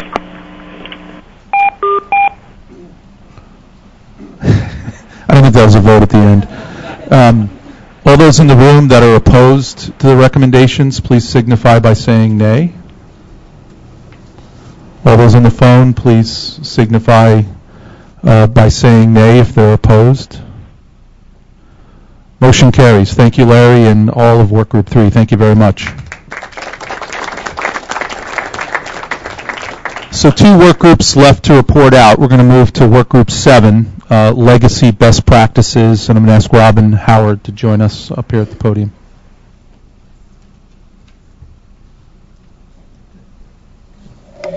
Well, I was going to start off by telling everybody how big our report was, 121 pages, but I lost that battle with CSRIC 4. And then I was going to tell you that this is our third final report, and I just lost that battle too. So we're going for style. Okay? So that's what we're going to do. I want to thank everyone for having us today. And today I'll be presenting Working Group 7's third final report for Legacy Network Best Practices. And this completes our final charter item regarding best practice priority items or statuses. And like everyone else, I'd like to thank all of our Working Group 7 team members for their efforts over the past 2 years. And our FCC liaison, Jerry Stanshine, who all have provided so much time and effort into completing our work. And I would also like to extend a special thank you to our final phase core team members for this particular phase of our work, Stacy Hartman, Rick Kroc, and Victor DeVito, for providing their expert leadership throughout this final phase of our report. On this slide, it just basically shows Working Group 7's charter that we've been working on for the last 2 years. And our charter included a total of 5 items, with this again being the last part of legacy best practices. And we also did a paper on manhole security back in March. Again, in March 2014, our working group presented our final report on manhole security, and then in September of 2014, we completed and presented to Council a report on best practice updates. And today we're completing and providing a readout on our final report for the revision of best practice prioritizations based on CSRIC 2 Working Group 6 recommendations. On this slide, we had 15 team members that worked on our working group, all subject matter experts in their area. We had substantial expertise on best practice processes and best practice structure, which was invaluable to completing our work. And today we're presenting the results of that. So for this final report, the working group focused on the recommendations originally made by CSRIC 2 Working Group 6, which created a 3-priority-based system for best practices. In our final report, we outlined 4 key recommendations for the Council to vote on today. First, we are recommending that the best practice 3-priority structure of critically important, highly important, and important introduced in CSRIC 2 be superseded by a restructured 2-category design that more clearly identifies public safety and disaster-related best practices. Second, we reiterate that compliance with best practices should remain voluntary as originally designed and not be subject to further regulatory activity or mandates. Third, we recommend that the FCC continue to endorse and encourage the use of best practices by communication providers. And then finally, we recommend that best practices continue to be reassessed by future CSRICs to ensure they are appropriately addressed as advances in technology, practices, or observed reliability trends occur. In focusing our efforts for this phase of our work, we developed 3 objectives. In our first objective, we needed to determine the purpose of the best practice priorities. We reviewed the original Working Group 6's final report to better understand how and why the working group designed the 3-priority-based system as they did. Second, we considered revisions to the existing structure and definitions by holding in-depth discussions on the overall need for the current priority structure and how effective they were after being in place for several years. Our third objective involved taking the details we collected in the second objective and then developing a new best practice status structure and modifying all best practice priorities to provide a new baseline document. Don't want to skip the page. The scope of Working Group 7 was to consider and enhance as necessary the current best practice 3-priority system.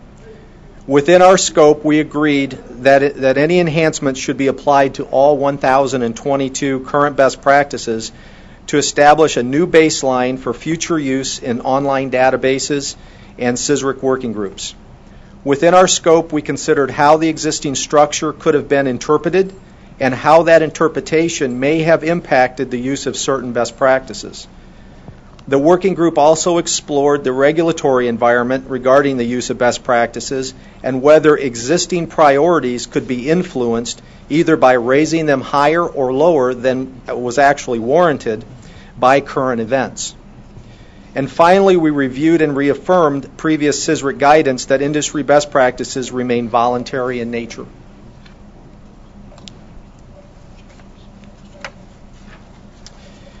For our methodology, the working group decided to establish a small core team to perform a deeper dive into the best practice status priorities and develop a team proposal. The team fully studied the original intent of CSRIC 2, Working Group 6's purpose and intent of the original definitions and the priority structure for best practices.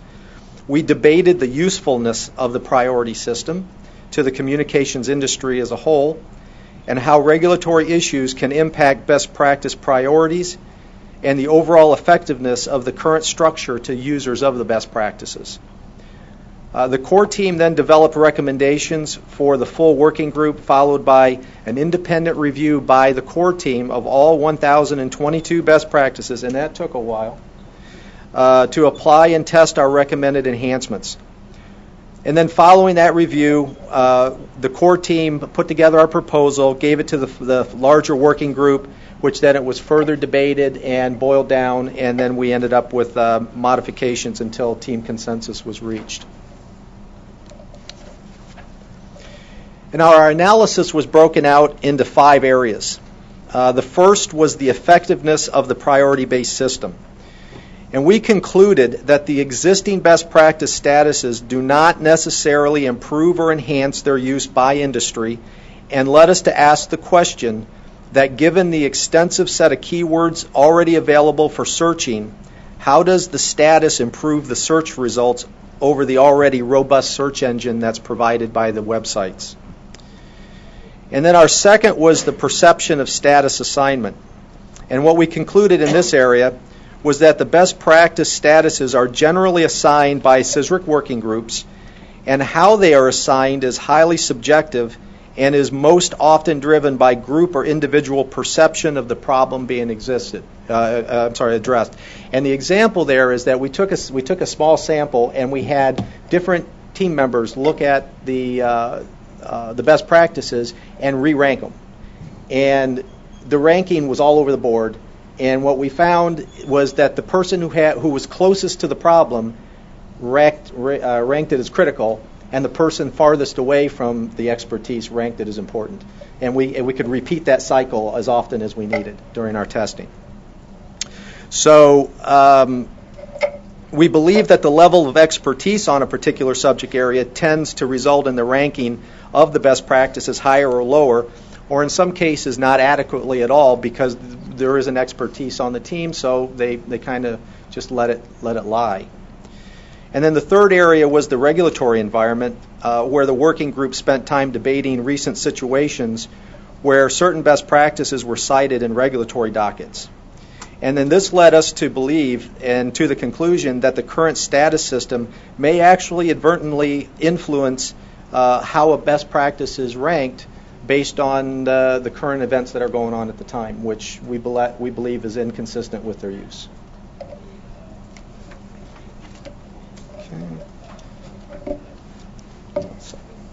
All right, the fourth area was the ranking of best practices. Now, we concluded that all best practices are equal in that they all address a problem or a class of problems, and that the use of best practices are best determined by the experts with sufficient knowledge of the topic.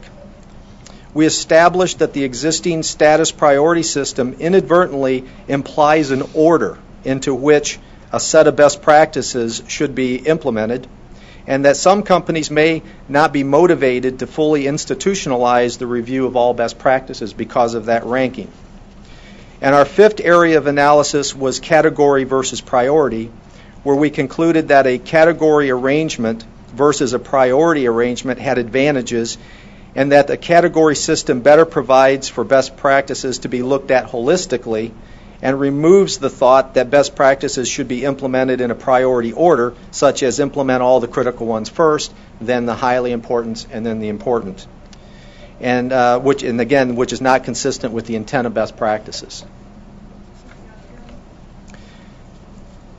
Now, the working group outlines 6 findings and a benefit summary in our final report.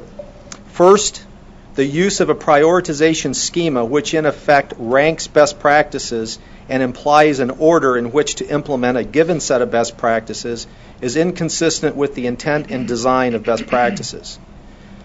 Second, ranking best practices such as critical versus important has unintentionally promoted the devaluation of some best practices. Third, priority ranking on best practices may be inappropriately raised or lowered based on group perception, and it could inappropriately influence industry implementation of those best practices. And fourth, assigning priorities to a best practice is a highly subjective process that is primarily driven by the perspective of the group or individual that is reviewing the best practices. Number 5, or fifth, we identified the FCC's principal need for best practices to be twofold. First, to ensure the continuity of service for 911 operations, for example, the mechanism delivering calls to the public safety answering points. And second, the continuation of essential services, which are not 911 related, needed to recover from a disaster on a large-scale basis versus just a single office. And finally, the working group created 2 revised categories defined as follows. First, public safety and disaster. These are best practices that are deemed vital for 911 mechanisms, for example, keeps 911 up and running, and those that promote widespread recovery following a disaster, and the second category of standard for all other best practices.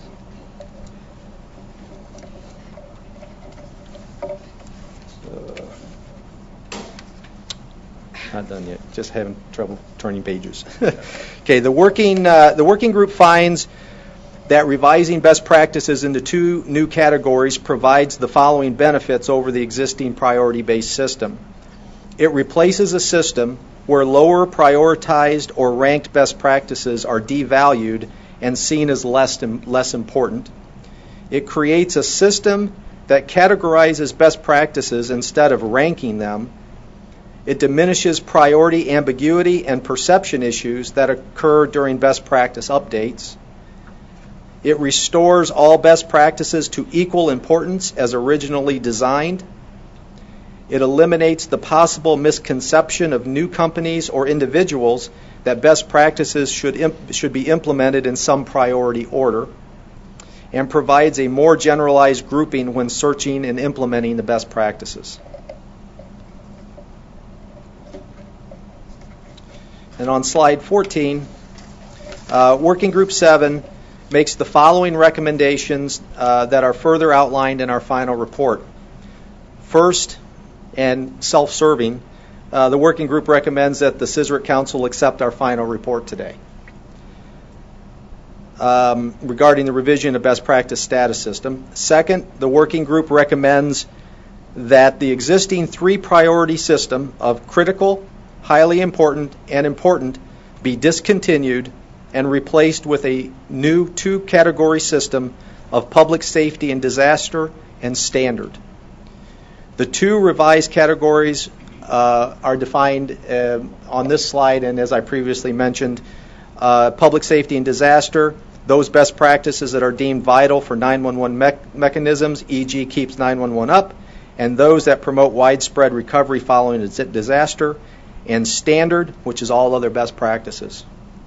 Third, the working group recommends that the best practices that include the updated statuses, which are found in attachment 1 of our final report, be approved and applied going forward on a going forward basis. Fourth, the working group recommends that following the approval of this report, the FCC incorporate the modified best practice status into the production online FCC and industry websites for general use by industry. And finally, the working group recommends that a future CSRIC or trusted industry group be tasked to assist the FCC with updating previous CSRIC approved best practice deletions, additions, or modifications that are not included in this final report. This will ensure that the new categories are properly properly assigned to these best practices. And the reasoning for that is that we did the 479 that Working Group 7 did during the September hadn't made it online yet, so we want to make sure that we circle back around and cover those, and we just didn't have an opportunity to do that.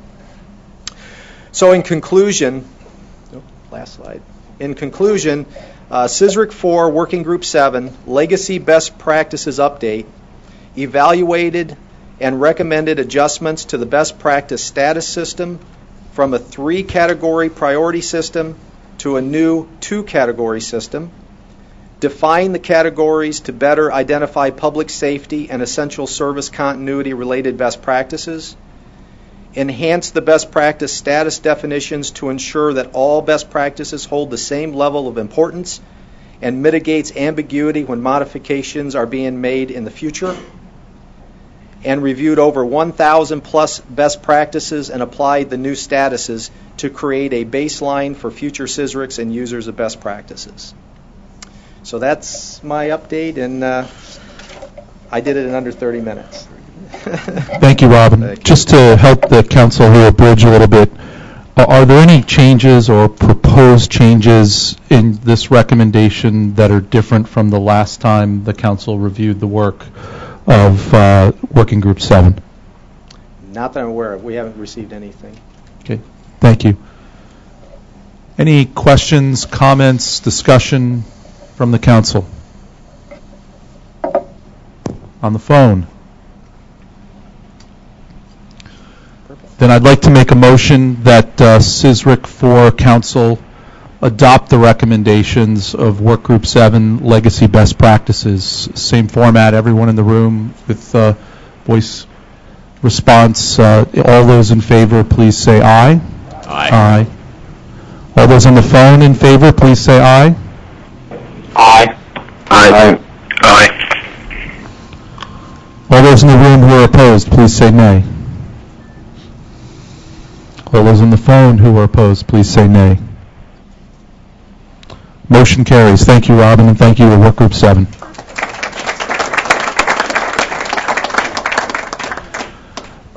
Our last work group today, Work Group 8, is going to provide a readout and status on submarine cable landing sites. I'd like to ask Kent Bracey to give us an update on that. Kent? Thank you, John. I'm going to speak from an electronic presentation, so I'll do this from my seat here. The reason we're not going to be having a...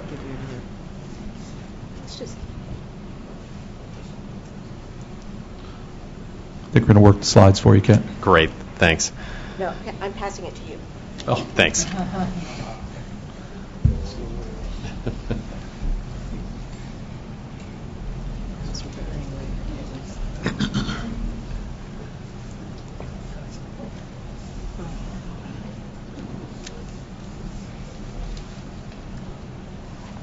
Great, thank you. The reason we're not going to have a vote today on the further work of Working Group 8 is that we have simply run out of time with an overly ambitious work program. But I think that this is all the more an endorsement of the leadership of the Commission and the CSRIC in recognizing for the first time in CSRIC 4 the need to include submarine cable issues within the scope of the Council's work.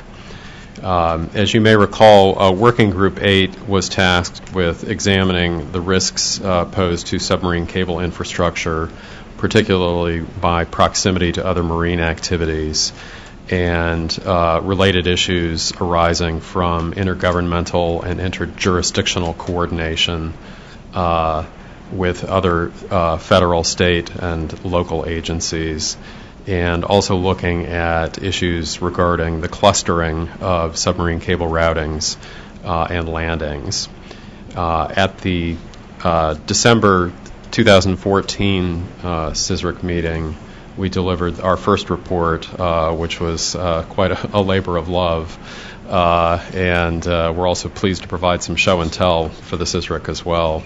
That report, of course, was adopted unanimously, but the magnitude of that report and also some of the disagreements that were resolved in order to allow the working group to present a consensus document that was adopted unanimously by the CSRIC took a lot longer than we had expected.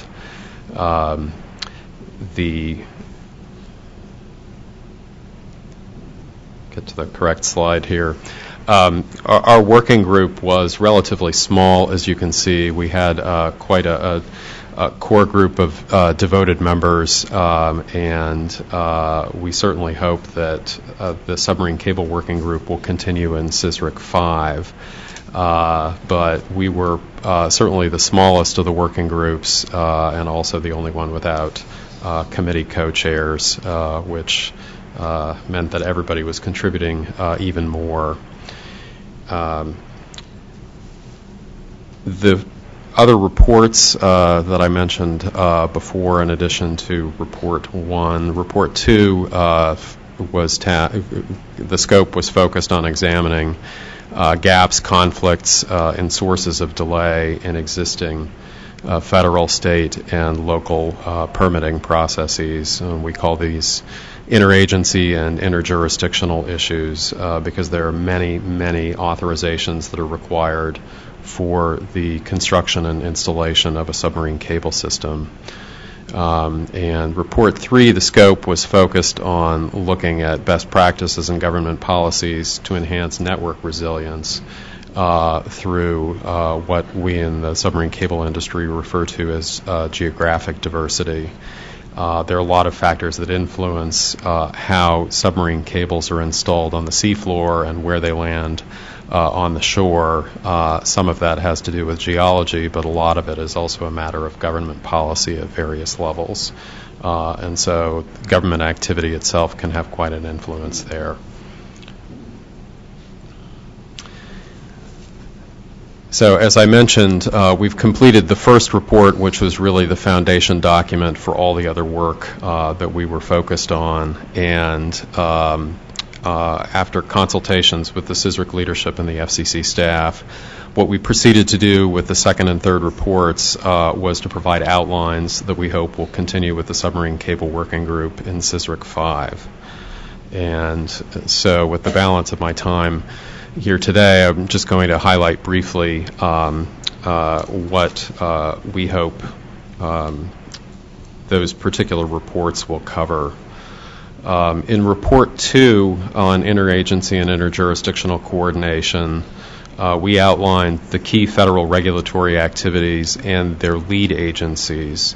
As we discussed in our working group, some of these processes involve many, many federal agencies in some form or another. So to keep the discussion relatively manageable, we decided to focus and outline the lead agencies for these activities.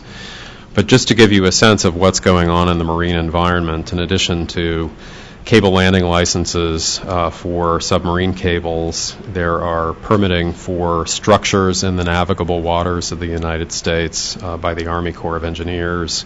That includes everything from pipelines to power transmission cables to submarine cables to bridges to certain dock facilities. There are many, many things that are covered by those permits.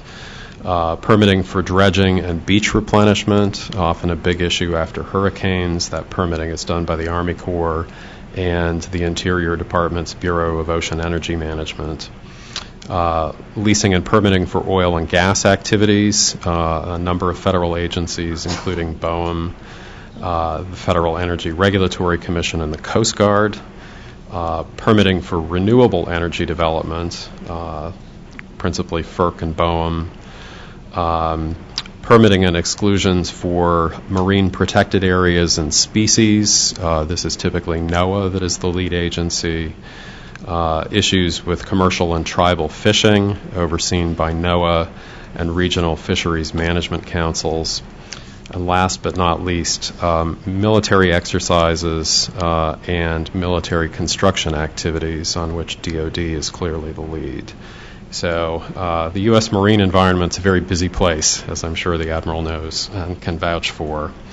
And that's just at the federal level. There are also state and local regulatory activities, some of which involve review of and approval of federal activities under the Coastal Zone Management Act and the Coastal Zone Management Plans approved by the 35 states and territories with ocean coasts.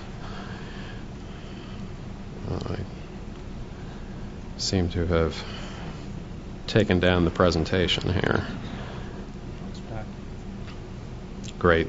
In terms of the existing coordination problems that we identified and would like this report to explore further, We note that existing statutes do not direct state or federal agencies to account for submarine cables or expressly to protect them. Federal agencies often rely on the National Environmental Policy Act, NEPA and its processes to address these issues, but it tends to conflate issues of environmental impact and mitigation with planning considerations, and they're not necessarily one and the same. Permitting regulations typically don't require identification of existing or planned submarine cables or coordination with submarine cable operators at any stage of project development. And certainly the view, I think, of all marine industries is that coordination best occurs at the earliest stage, not when someone discovers that there's a vessel offshore actually doing something near their facility. Agencies and other industries are often unfamiliar with submarine cable operational requirements, vulnerabilities, statutory or treaty protections, or their status as critical infrastructure, and these are issues that we highlighted at some length in Report 1, purposely as a foundation for this further report. Agencies and industries also lack access to centralized, up-to-date, and public resource that allows them to identify existing and planned submarine cable owners, the cables themselves, and contact information for those projects. As we've long discussed, there is no clear single federal point of contact if somebody wants to reach out to licensed submarine cables or submarine cable operators. And even where there is reliance on NEPA, many times federal agencies don't necessarily comply with all of the requirements, which includes looking at some of the environmental and security impacts on other marine activities.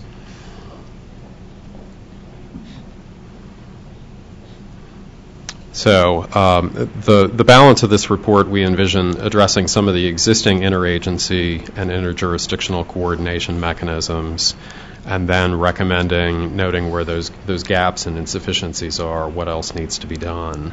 There are a number of regional processes right now, such as the Mid-Atlantic Regional Ocean Council, MARCO, which involves federal, state, and local regulators in multiple industries. Led by Admiral Simpson, there is the foundation of an interagency regulators group to encourage discussion of some of these issues at the highest levels within various agencies. In some cases, existing agencies have interagency MOUs that govern how their processes relate to each other. Typically, these don't involve the FCC. There are some informal notification procedures that are in place. In particular, some of the energy regulatory agencies notify the FCC's International Bureau of certain activities. But again, this is a very informal process. The White House National Ocean Council has consulted with the affected industries, but generally is not organizing its own planning activities, but is encouraging discussions and use of existing processes. There's formal and project-specific coordination that's usually a private initiative between industries. And certainly the use of the North American Submarine Cable Association, the organization I represent, as a central point of contact and clearinghouse, as it represents more than 90% of the installed submarine cables landing in the United States. So that is what we hope will be fleshed out and completed in CSRIC 5 with Report 2. Just briefly, on Report 3, which is not nearly as extensive as either Report 1 or as we envision Report 2, on the clustering of cables and cable landing stations, we envision this report initially discussing the significance of geographic diversity for network protection and resilience. And just to make this more concrete, if there is a natural or a man-made event in the marine environment, whether it's an underwater earthquake or a tsunami, a ship dragging an anchor, a terrorist event. With cables and cable landings clustered near each other, that single event can damage and take out of service multiple submarine cables.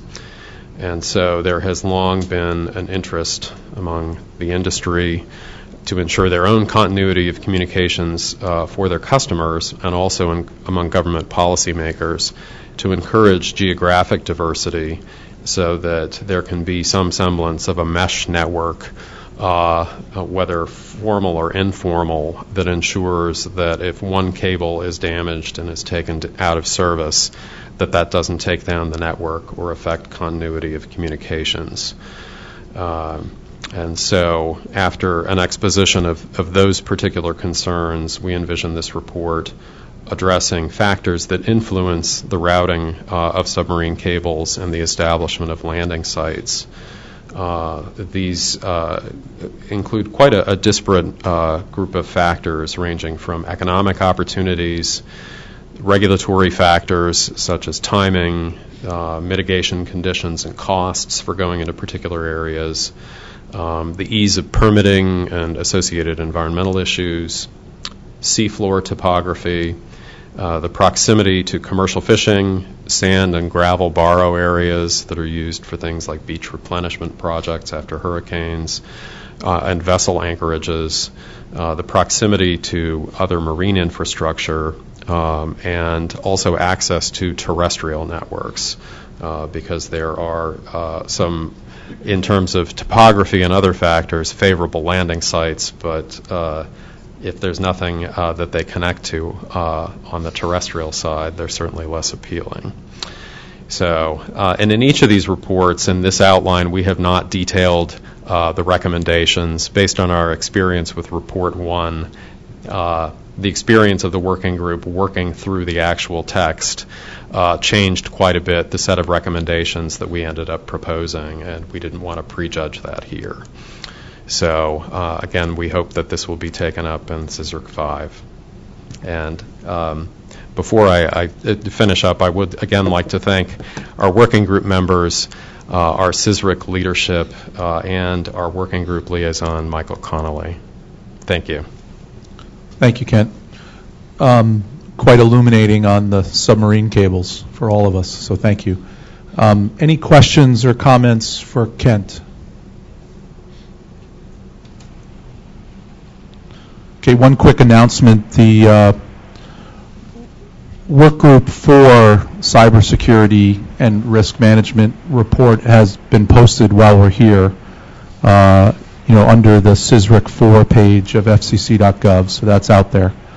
In the way of a couple of just, brief closing comments, I want to thank all of the CSRIC 4 council members, the work groups, and all of the service that's been provided here in almost 2 years. I mean, obviously, this is the 8th and final council meeting of CSRIC 4. Lots of meetings with work groups and subcommittees. We heard about hundreds of people and probably tens of thousands of hours. And obviously, some great work products and capabilities have come out of CSRIC 4.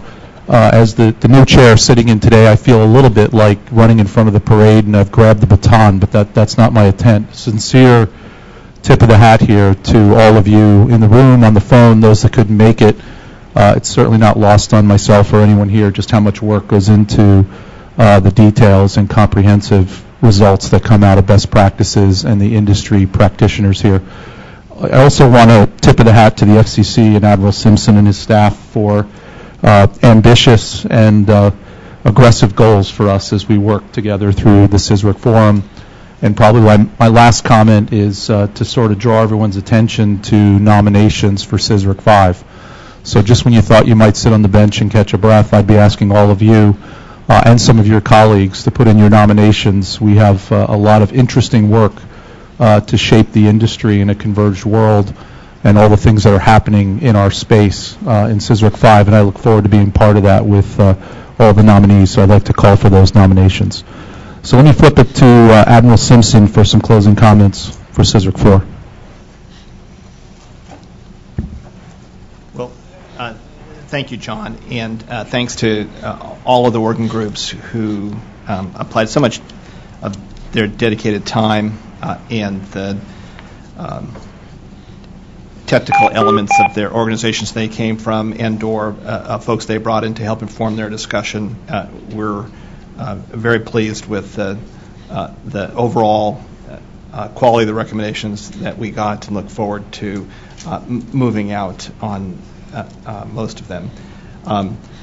I do think it would be useful for us all to think about in this closeout of CSRIC 4 and getting ready to embark upon CSRIC 5 and the processes that we use for CSRIC. I was really struck by the legacy report and that it's difficult to, when you think about the sustainment of how much of the CSRIC work that's gone on previously, to make sure that continues to be relevant, available, up to date, applied to new technology. When there's over 1,000 best practice legacy elements, that's non-trivial. The same for the management of so many working groups. So if you've got ideas on how we can ensure that we're more agile as a group within CSRIC, I think John, Jeff, and I would love to hear some of those ideas to make sure that we're improving the cycle of recognizing problems and then delivering recommendations and then getting on with effective mitigation efforts. So thanks to all and congratulations on a fantastic body of work over the 2 years. Thanks, John. I'll thank everybody myself. I'll say that I know that behind every one of you, there's probably 4 or 5 or 6 or 10 other people that you've either recruited or are contributing to this.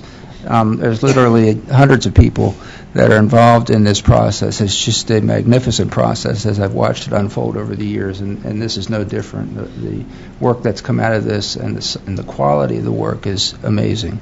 So thank you all for that. Also, I'll repeat what John said, which is to say that CSRIC 5 starts tomorrow. Literally, okay?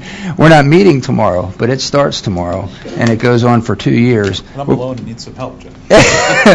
We probably won't meet until June, but we're going to be using the time between now and June to assemble the next council, so we need your help to identify nominees for the council, so keep that in mind.